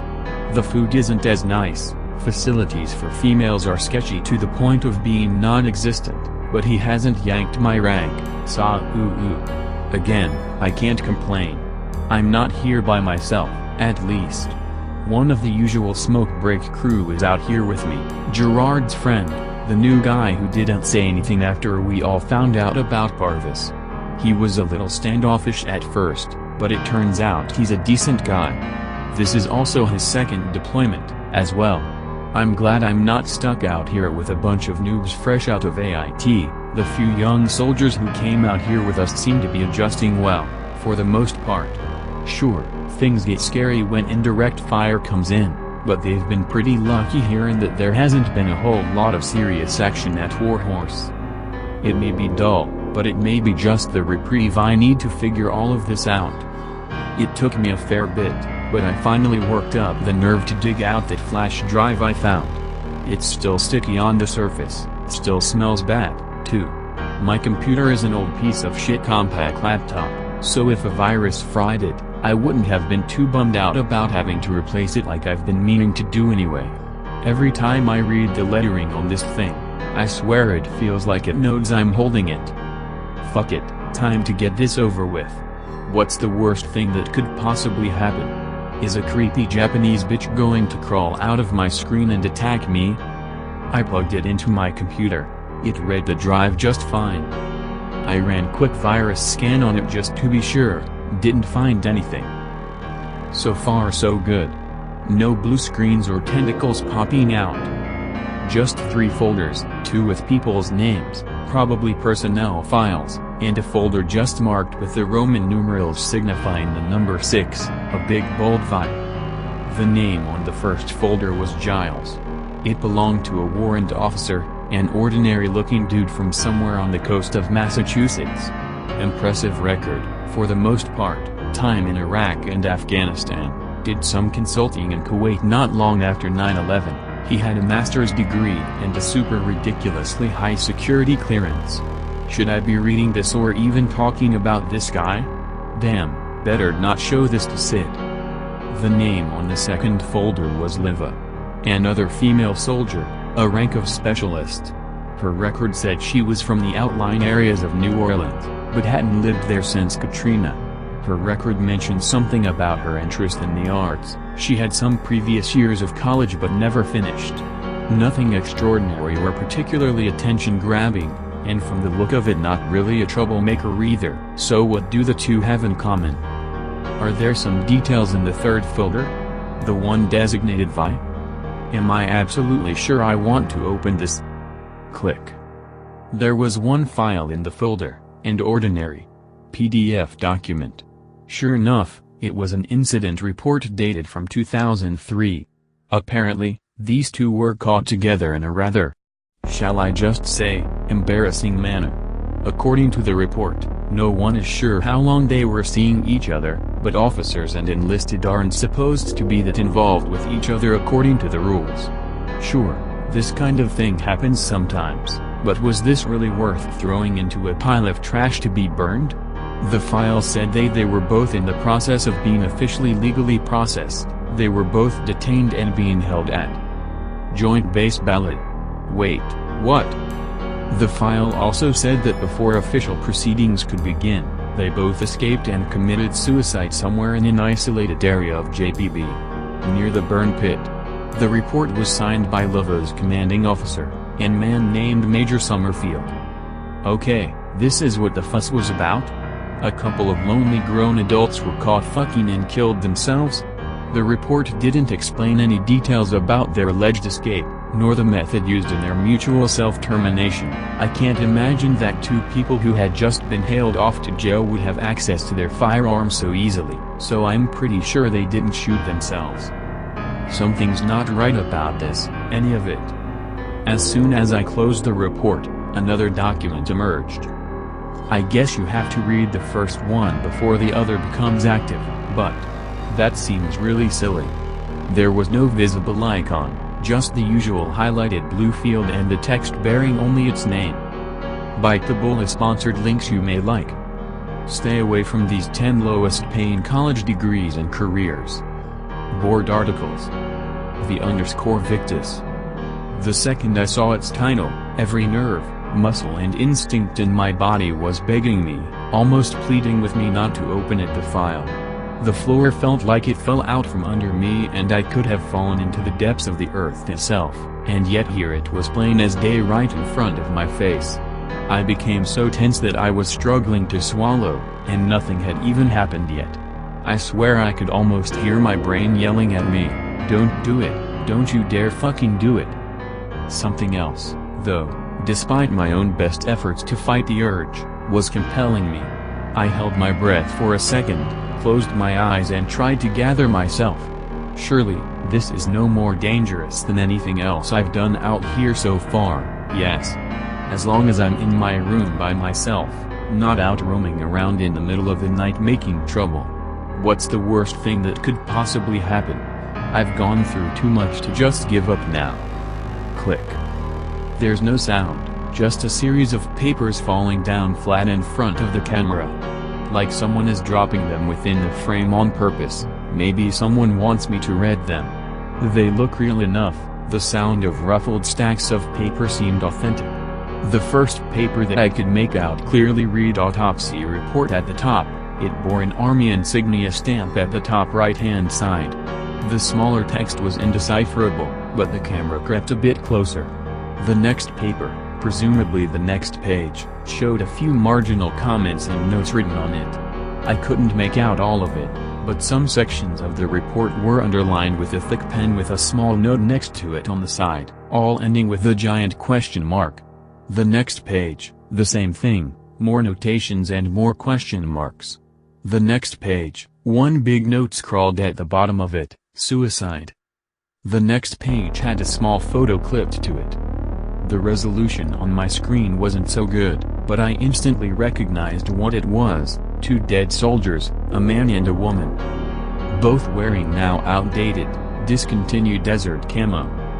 More papers, more somewhat pixelated images of the scene, the camera creeping ever slowly closer. More notes scrawled on the pages, "This can't be correct." More questions in the margins, this time with a red pen. The next page, a photo of the dead man. There's so much blood soaked in through his shirt collar I almost couldn't make out his rank. It was the warrant officer. This must be Giles. A note at the bottom, so, he bashed his own skull and... Next picture, the woman. She's lying on her stomach with her head rolled to one side. Her hair is tied back, but very messed up like someone tried to pull it out. Her natural red hair is so matted up from dried blood and sand from the ground, it almost looks like one solid thing on her head. I can't see her face clearly. There's a huge dried up stain from her blood soaking into the ground. Another note at the bottom, blunt trauma to the head from behind, no weapon found. The next photo, the expression on Giles's face when they found him. Once blue eyes now clouded up to a pale gray, porcelain white skin spotted with his own dried up blood.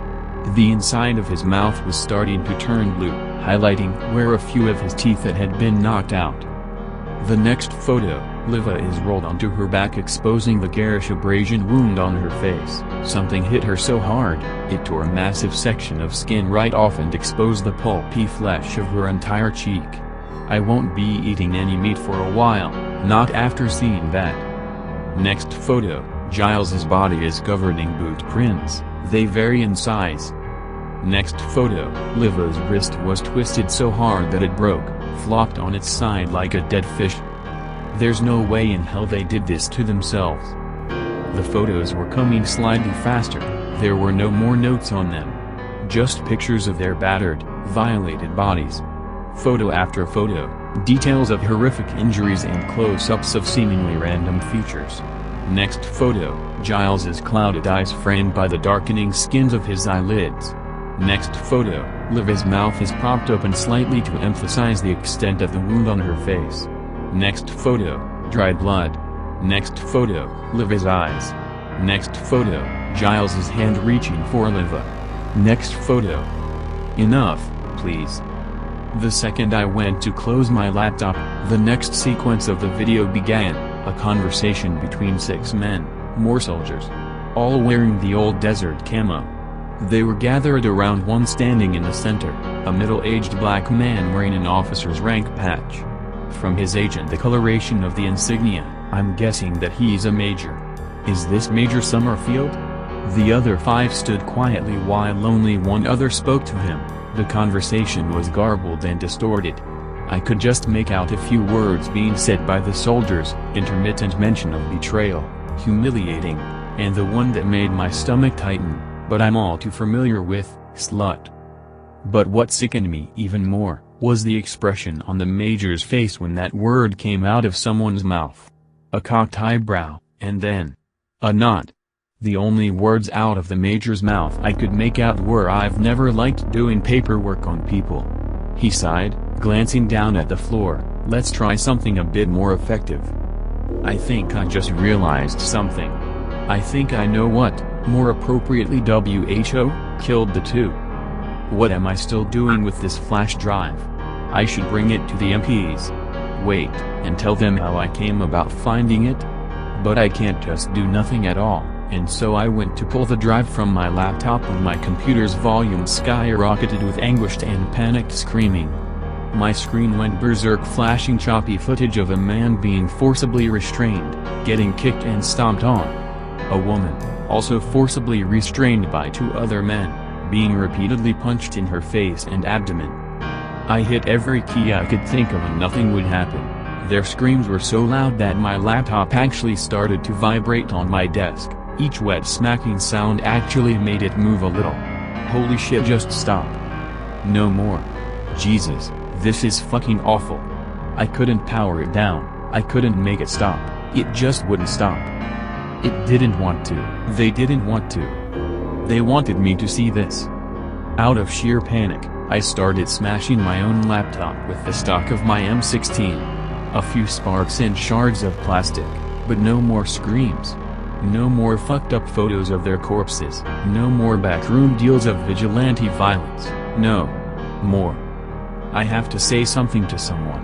If I don't, I'm probably going to lose my mind. Turns out I didn't have to, though. The new guy, the quiet guy, had come to see me and I must not have heard him come in. He startled me a bit. I was about to explain the situation when I noticed the tears in his eyes. I knew she didn't kill herself. He wept. Is this shit ever going to stop? December 28, 2008 FOB Warhorse, Iraq. I had been talking to the new guy. He was never exactly a new guy. He'd been in the army for a while actually. At his highest rank, he was an E6, staff sergeant. That was back in 2004. He knew SPC Liva. They were in the same unit but in different companies. They were classmates in AIT, they both arrived at their duty stations at the same time and both deployed to Iraq not long after the invasion. They were friends. He didn't know Chief Giles all that well. He wasn't officially attached to their mission but rather he would come by as something of a consultant for operations. He had no idea how Giles and Liva met, but he knew that they were happy. Sure, officers and enlisted aren't supposed to hook up. But who could blame 2 people for seeking some measure of warmth and comfort, some measure of sanity, in this sometimes hellish place? The only reason he knew about them seeing each other was because she confided in him. He said the smile on her face was enormous whenever she talked about him. New guy was married at the time, and thankfully not a douchebag, and so he didn't pursue Liva for a relationship and seemed genuinely happy that she had found someone. Then she went off to meet him one night, and never returned. The day she vanished, other soldiers were looking mighty smug about something and a few were even giving each other high fives. Liva's roommate, who supposedly was the one who turned them over to Major Summerfield, went on about lust and adultery being dreadful sins and that she needed to be punished for it. But according to the files, neither of them were married. Not to each other, not to anyone. Read. Not to each other, not to anyone. Read. Not to each other, not to anyone. Read. Not to each other, not to anyone. Read. Not to each other, not to anyone. Read.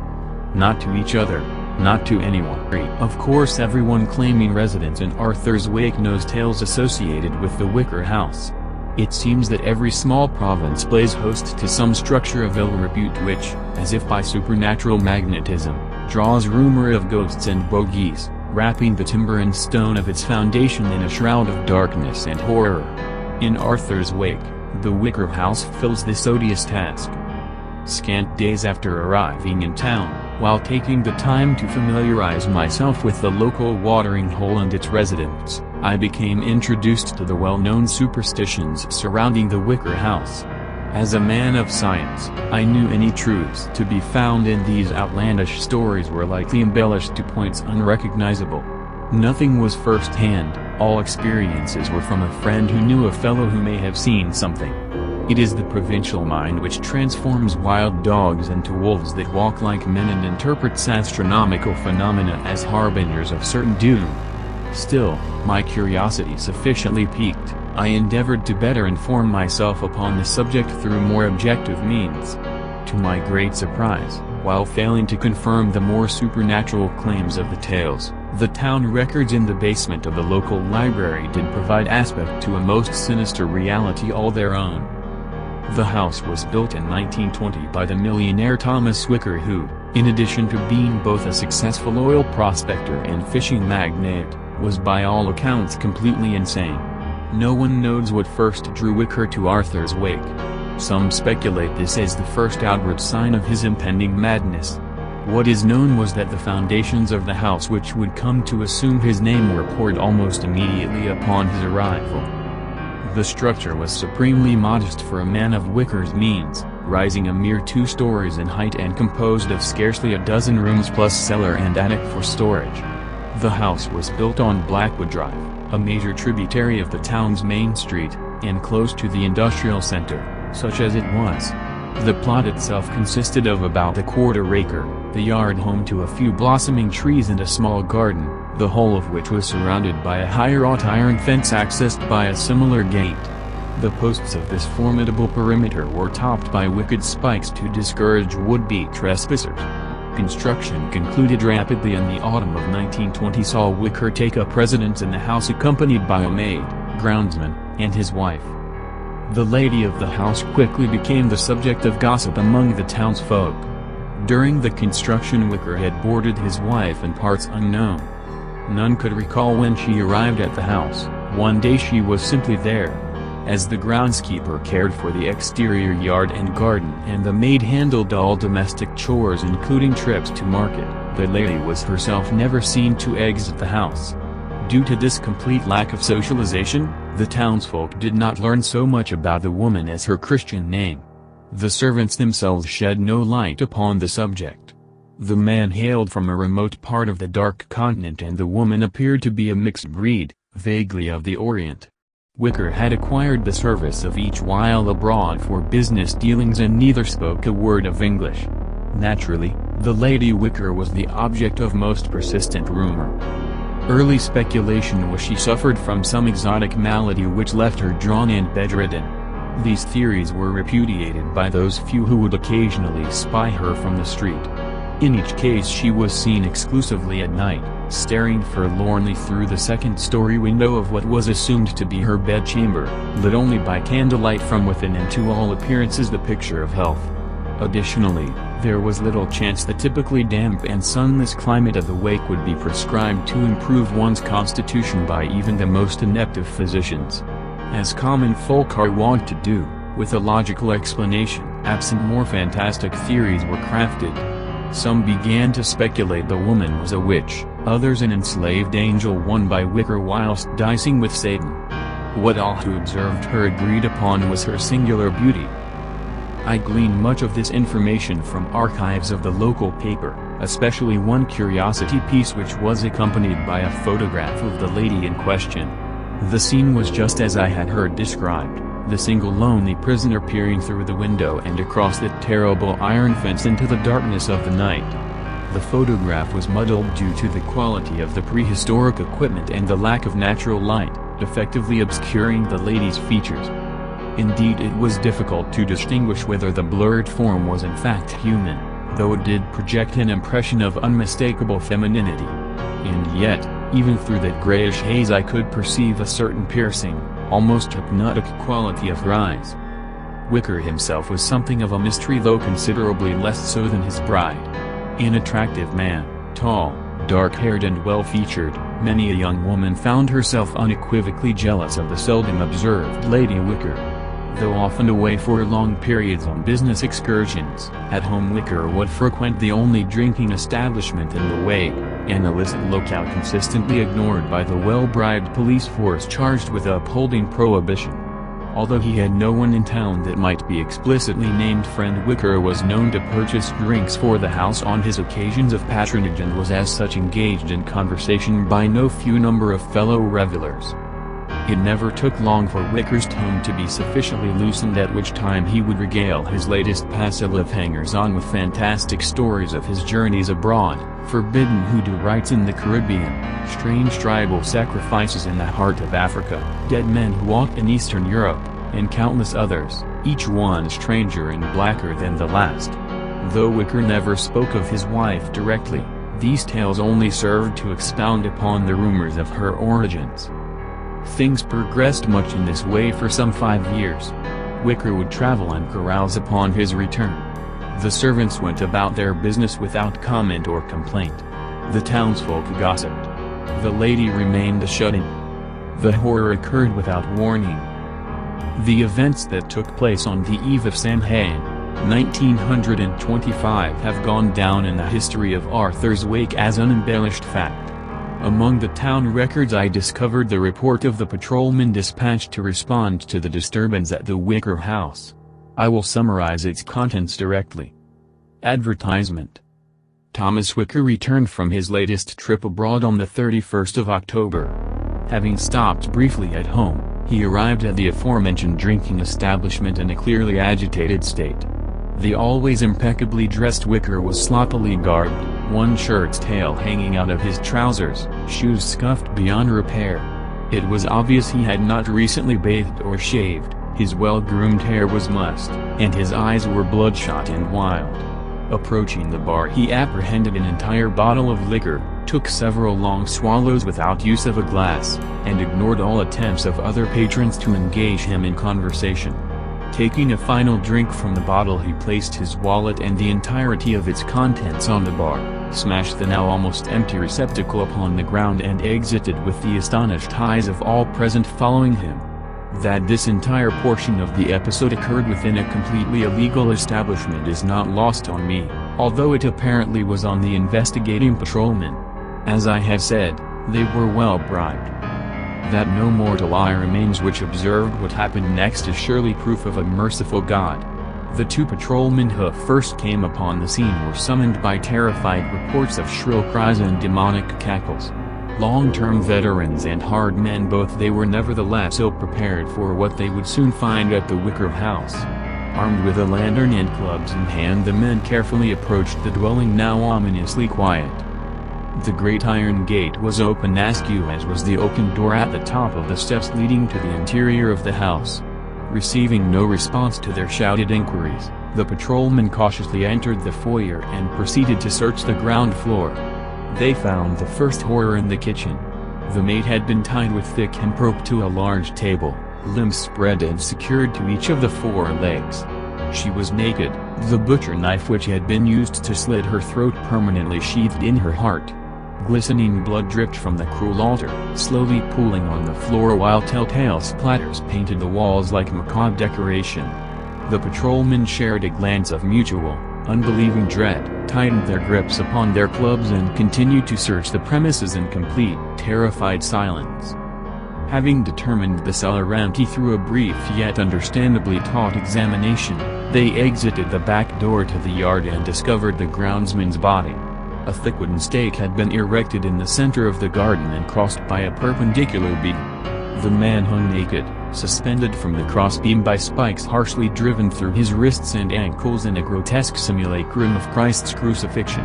He had been disemboweled, ropey innards pouring out of his belly dripping blood and excrement.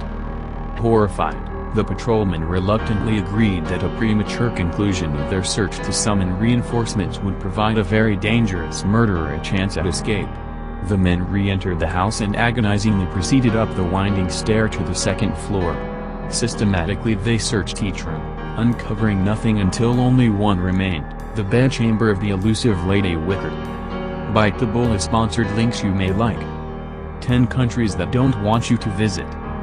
Board articles. Eyes wide, heart pounding wildly, the lead man slowly eased the latch. Raising their clubs, the men burst through the door and stopped dumbfounded. The room was completely dark and empty, devoid of trappings or furniture of any kind. By the thin beam of their lantern light the men saw that strange occult symbols had been scrawled on every surface of the room, though those on the far wall had been somehow marred. Of the murderous Thomas Wicker or his mysterious wife there was no sign. A noise from above alerted the men to their quarry's location. Returning to the hall, they spied a trapdoor operated by a string which, when pulled, revealed a ladder leading up into the lightless storage space of the attic. The two patrolmen stared at the entrance, yawning black and white as the maw of some infernal creature, beckoning fools to wander to their doom. Unable to decide who would proceed first, the men threw evens. The unlucky loser took the lantern and ascended the ladder.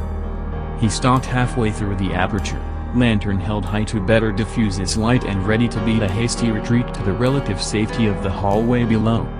The attic was in a state of disorder, strange souvenirs of wicker strips abroad stacked haphazardly throughout. The constable slowly played his beam about, gradually revealing each disjointed mound of clutter. At last the light fell upon the attic's far corner, revealing the huddled gibbering mass of the man they sought. Or what had been the man. Indeed, whatever reason serves to separate man from beast had, sensing it was no longer a suitable dwelling place, fled the form of Thomas Wicker. The handsome features were gone, replaced by deeply sunken cheeks and a hideous grin. As the patrolman stared terrified, he could see the creature was covered in the blood of his victims left below. Hands about his knees, Wicker slowly rocked, babbling to himself. Joined by his fellow, the constables steadily advanced. Arms outstretched, they ready to seize the thing that had been Thomas Wicker, when his mad eyes shifted upon them and the muttering stopped. In a moment of seeming clarity he whispered, "She's gone," before emitting a maniacal howl and leaping to his feet. Taken aback, the patrolman hesitated, affording the lunatic room to bound past them to the window and hurl himself through the glass. His desperate shriek gave way to a sickening thud. Advertisement. The men rushed to the broken window. Far below, by the light of the moon, they saw the body of Thomas Wicker jerk spastically, impaled by the wicked spikes atop the iron wall. By the time the patrolman descended from the attic, the hideous motion had mercifully stopped. The remainder of the report is, compared to the extraordinary events that had thus far taken place, remarkably mundane. Determining that the murderer was indeed dead, the patrolman called for reinforcements. The house was searched in detail and much speculation was made regarding the fantastic totems and fetishes populating every nook and cranny. All who set foot on the premises were in unanimous agreement that Thomas Wicker was unequivocally mad. Most confounding of all, there was no sign to what fate befell the mysterious Lady Wicker. Taking the lunatic's final utterance as related by the patrolman, the investigators deduced that the lady, tired of being regularly abandoned, had fled to parts unknown during Wicker's latest trip abroad.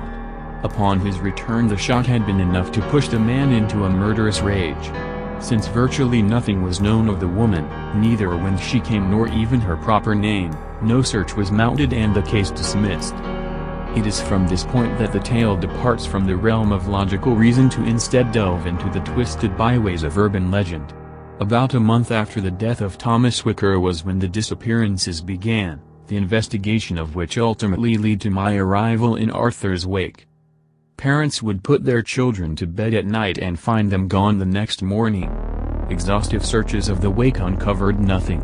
Strangers new to the town were accosted, imprisoned and, in one instance, lynched by a frightened mob. Some questionable evidence was found on the man's body after the fact, and the police happily declared the case closed with the suspect too dead to proclaim his innocence. That the pattern of disappearances has continued for more than 60 years would suggest they were mistaken. I have been unable to identify the first to claim seeing a strange light emitted from the long-abandoned window of the Lady Wicker's bedchamber, nor the one who swore he heard the sound of children playing as he hurriedly passed the accursed house. I do know that the tales have spread and grown to the point they are not so easily dismissed. Shortly, I will ascertain any truth to them that may be. Slender tendrils of fog quest hungrily between my feet like living things as I approach the ruins of the Wicker house. Pushing through the rusted iron gate, a trick of the moonlight suggests a soft glow emanating from the second-story window as if from a candle lit within and, were it not impossible, the visage of a beautiful woman stares down and smiles at me approvingly. My hand tightens on the knob as children's laughter reaches my ears. I open the door. Credit to Shadows Wimmer 77. Credit to Shadows Wimmer 77. Credit to Dear reader. When I was a little girl, I lived in a small neighborhood where everyone knew each other. You know the type, the suburban division of detached homes, each containing a mother, a father, and 1 to 2 little kids. It was that kind of a neighborhood, where the sun was always bright and even the snow-covered winters felt like summer. I lived in one of the more generic, red brick homes at the center of a T-shaped intersection. There was a road to the left of the house, leading to a cul-de-sac, a road to the right, leading to a more complex network of inner streets, and one road that went straight ahead, starting in the middle of the other roads that had streets and homes branching off of it on either side. When I was only 5 years old, I went to get a haircut at one of the neighbors' homes. A family friend living in our neighborhood had recommended the neighboring hairdresser to my mom, and, upon hearing that the hairdresser had a young daughter around my age, I agreed to go. Even though our neighborhood was filled to the brim with young children, that population was made up of a large amount of young boys, many of whom I didn't get along with. One of the only girls in the area had moved away when I was 4. Another girl I encountered had gotten quite close with me, close enough to snatch my toys out from under my nose. We didn't speak after that. But, I looked at this haircut as an opportunity to finally have that best friend that Barbie had told me about at that age. I was more excited than I could comprehend. The hairdresser lived on the right side of the center road, making it very close to my own home. In minutes, my mom and I reached the house. We rang the doorbell and waited patiently for the door to open. Seconds later, it swung open to reveal the hairdresser. The hairdresser was a young-looking woman with healthy skin and a very warm smile. Her hair was the color of milk chocolate and her eyes were a deep honey color. She radiated kindness and hospitality, and it was almost too easy to tell that she had a loving husband and 2 kids. For security purposes, I'm going to refer to her as Helena. Helena led us into the house, then into the basement, a fully furnished space that smelled of flowers and stuffed animals. Just to the left of the staircase leading to the basement was Helena's studio. Entering the studio, a room with bright, golden lights, and the thick scent of hair product, Helena and my mom were laughing over something that bored me quite a bit, and I took that as a good sign. Helena helped me up onto the stylist's chair and began cutting my hair upon my mother's direction. About 20 minutes later, I had neatly trimmed bangs and evened out shoulder-length black hair, just how my parents liked it. I thanked Helena as she helped me off the chair.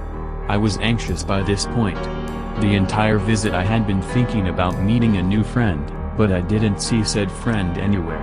I was worried, and as if on cue, Helena said, "You know, I think my daughter would like you." I looked up at her, my eyes probably huge. "Can I meet her?" I said, shying a bit behind my mother's leg. I was never good with being the center of attention, and even now, I still carry that trait with me. Helena laughed and reached for my hand. "Sure thing, as long as it's okay with your mom," she said, glancing at my mom. My mother smiled down at me and said, "All right, but don't take too long. We have to be at your uncle's house in an hour." Helena smiled again, took my hand, and led me upstairs, past the main floor, into the carpeted second story of the house. She led me down a hallway and to the second door on the right, where, amidst strewn Barbie dolls and Polly Pocket accessories, was a little girl. She was a bit chubby, with round cheeks and big eyes the same color as her mother's. Her hair was golden brown and pulled back into a short ponytail. She looked like she could be my best friend. I walked into the room, shyly, staring at the toys all over the floor. She watched me come in and sit next to her. "Hi," I said, nervous, but smiling, "I'm Sabrina." "Hello," she said, obviously happy to see me, "I'm Sharon. Do you want to see my Fairytopia Barbie?" I remember gasping when she asked me that. Not because I was making a new friend, but because she had the one Barbie doll that I couldn't get my hands on at the time. Of course I wanted to see it. "Yes please," I said, still shy. Nobody had ever been so suddenly kind towards me, so the shyness I felt was a combination of nerves and cautionary instinct. Sharon jumped up, giggling, and ran into her closet where she emerged with the toy. She handed it over to me and let me look at it. It was then that I found myself my best friend. Sharon and I stayed close friends for many years, until the second grade, when her dad got a job in Newfoundland. She left in March of that year, and I was left behind as the loneliest girl at my elementary school. Advertisement. I was terrible with making friends and nobody was willing to let me jump rope with them at recess, or sit next to them in class. It was like I would never have anyone to call my friend besides Sharon. But, by June of second grade, Sharon called my house from Newfoundland, promising a visit over the summer. At that fantastic news, I waited, prepping my room and my belongings for the next month, when she would arrive. I couldn't wait to see her again. Sharon visited and called me for many years after that. Due to her father's rocky vacation schedule, she didn't physically visit often, but she called nearly every other week. I made other friends in the years when Sharon left. I felt amazing. I had all these people around me who liked me for who I was, along with one friend who, though they were so many kilometers away, was closer than ever with me. We sent letters, called, exchanged emails, eventually got cell phones and started texting. The whole 9 yards. We talked all the time. She sent me photos and videos, and I did likewise. She got to know my friends from school, and I got to know hers. It was like she never left.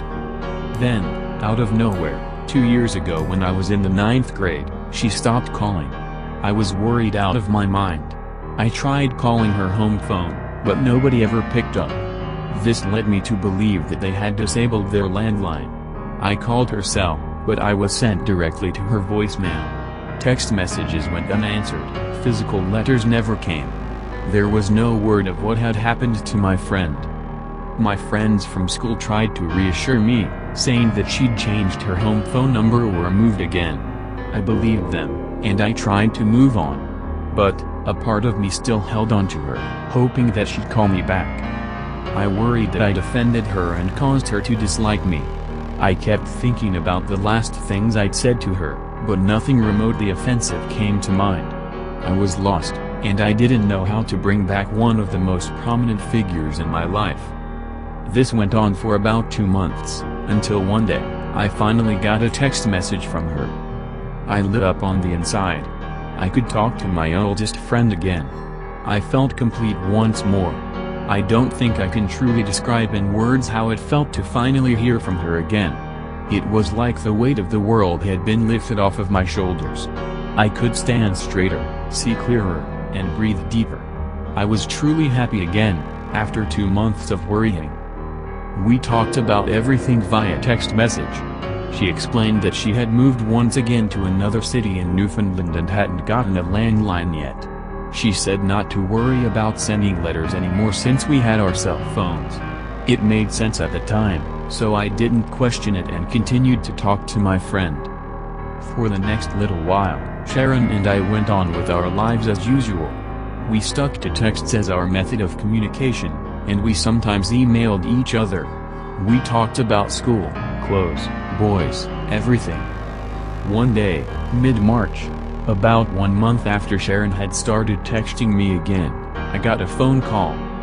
I recognized the area code to be from Newfoundland. Immediately, I thought that it was Sharon, calling to tell me that she'd finally gotten a landline hooked up. I felt my heart leap to my throat, and I answered the call. "Hello?" I said, my voice semi-quivering with anxiety. "Hi, Sabrina? Bite the Bullet sponsored links you may like.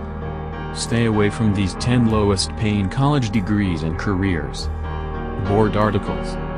It was Helena. I thought that maybe she'd called to tell me that this was their new number and that I could call Sharon anytime now.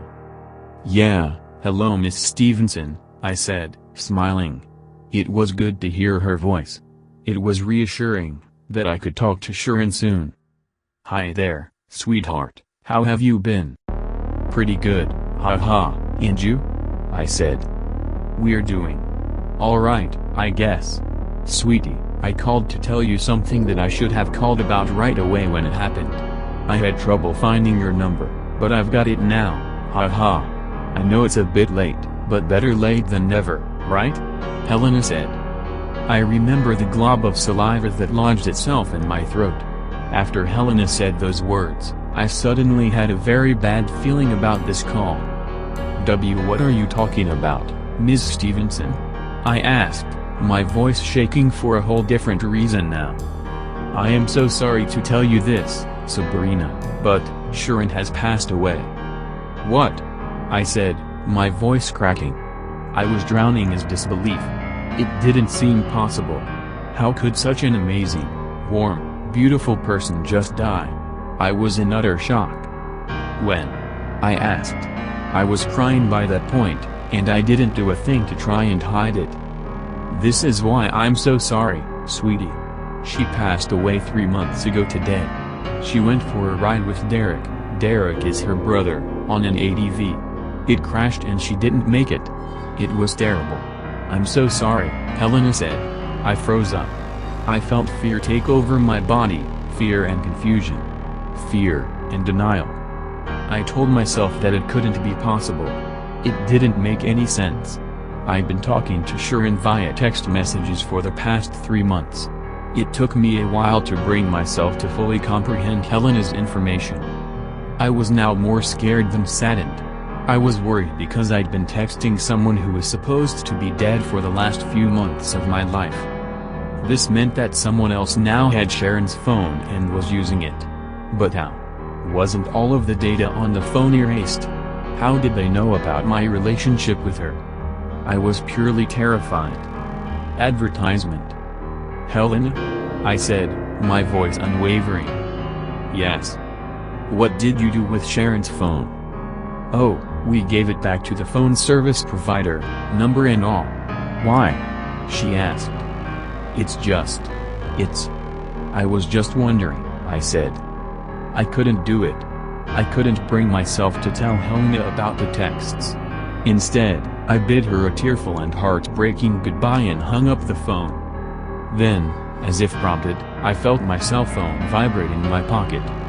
I felt my heart skip a beat, my stomach jump to my throat, and the hairs on my arms prick up. Hesitantly and with my eyes full of tears, I pulled out the phone. On the home screen was a bubble displaying, "Hey there smile, can I come visit you next week? For March break." The sender was Sharon. I didn't answer the text. I never do now. It's been 2 years and she still won't stop texting me. I've blocked her number, but she changes it every time I do so. I've changed my number, but she somehow finds out what I change it to. Even worse than all of that is what Sharon sends me. It's no longer friendly messages of well wishes or pictures of fresh baked goods. Instead, I see threats and curses, foul language and horrifying photos. She sent me pictures of people being dismembered, followed by the words, "You're next if you don't reply." I can't take this. I don't understand why this had to happen. I don't know who's texting me, but it's probably some sicko from the middle of nowhere who somehow got their hands on a dead girl's phone, preloaded data and all. I'm worried for myself, and for my family. I don't want this. I didn't ask for this. I just wanted a friend. I'm writing this now in hopes that someone sees my laptop and uploads this somewhere. I'm running out of options. If you're reading this, it means that Sharon found me and I'm dead. Tell my mom, dad, and brother that I'm sorry for giving up. I must have tried to fight back. But they found me. I wanted a best friend. Instead, I got one that would unintentionally end up taking me with them beyond the grave. I guess, as a final word of advice, I can just warn you, whoever you are, to seriously consider being careful of what you wish for, because sometimes you get what you want, and that can be the worst thing that can ever happen to you. Please tell my mom, dad, and brother that I love them. This is my goodbye. Love. Sabrina. Credit to Sabrina S. Arena. Credit to Sabrina S. Arena. Thomas rose from his modest flower garden and wiped his filthy hands on his jeans. He stood there for a moment, his eyes lingering on the lush blossoms. A sense of accomplishment overcame him. Though the plot was humble, what it lacked in quantity, it was overly abundant in quality. The blooms were vibrant and full of life, the stems and leaves were rich and crisp. Even the dark earth was fresh and moist to the point that it caused his neighbors to envy his garden. However, very few people knew the amount of blood, sweat and tears that had gone into perfecting his garden. He had prepared the foundation of the plot himself, choosing the strenuous task of double digging rather than tilling the soil, which loosened the earth even further so that his precious blossoms wouldn't struggle as they stretched out their roots. After planting the seedlings, Thomas had applied a thick layer of organic compost, ground leaves, banana peels, coffee grounds, and grass clippings, to ensure that the flowers would receive proper nutrition. Atop that, he deposited a thin coat of mulch to assist the soil in better retaining water. Thomas had even insisted on using an organic fertilizer that, as far as he knew, could not be found in stores. The price was dear, but he soon found it was well worth it. The first time he laid his loving gaze on the pioneer stem that had broken free of the earth's clutches, an overwhelming rush of joy seized him. He was sure that the feeling could never be surpassed. He was swiftly proven wrong the next day, however, when he was delighted to find that two more seedlings had followed closely behind the first. A childlike joy filled his life, one that he had desperately been seeking. Thomas was never late to tend to his plants. He was often caught singing to each blossom individually just as the morning light broke over the horizon and bathed his garden in an elegant radiance. At these times, even the dew droplets danced and shimmered like diamonds. It was breathtaking, and he never wanted it to end. Thomas kept his adoring stare glued to the graceful blooms, even as he heard a faint rustling behind him that soon turned into muffled footsteps. Thomas? Thomas Connor? As a momentary scowl of frustration passed over Thomas's tender face, he reluctantly tore his eyes from his darling garden and turned around. To his surprise, he found himself face to face with his long-ago childhood friend.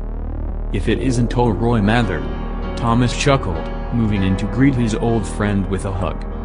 In the flesh, Roy joked. "What brings you back to this sleepy town, buddy?" Roy tossed his hands into the air in mock defeat.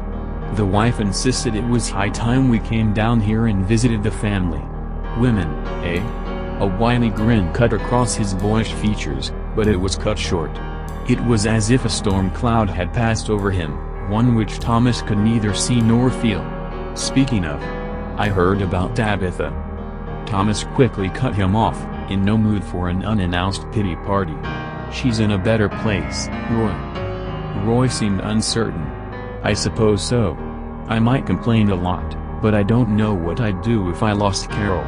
As sad as it might sound, I don't think I could properly function without my wife's constant nagging." He flashed a half-hearted smirk. Thomas placed a firm hand on his friend's shoulder and squeezed tightly.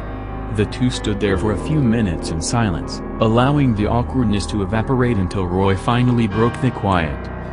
Those sure are some mighty fine flowers, Tommy. Thomas couldn't help but feel a sensation of pride. Thanks, buddy. They're my babies. Carol and I, well, mostly Carol, have been trying to grow our own flower garden for over a year now, but it seems we don't exactly have green thumbs. Could you let me in on your secret?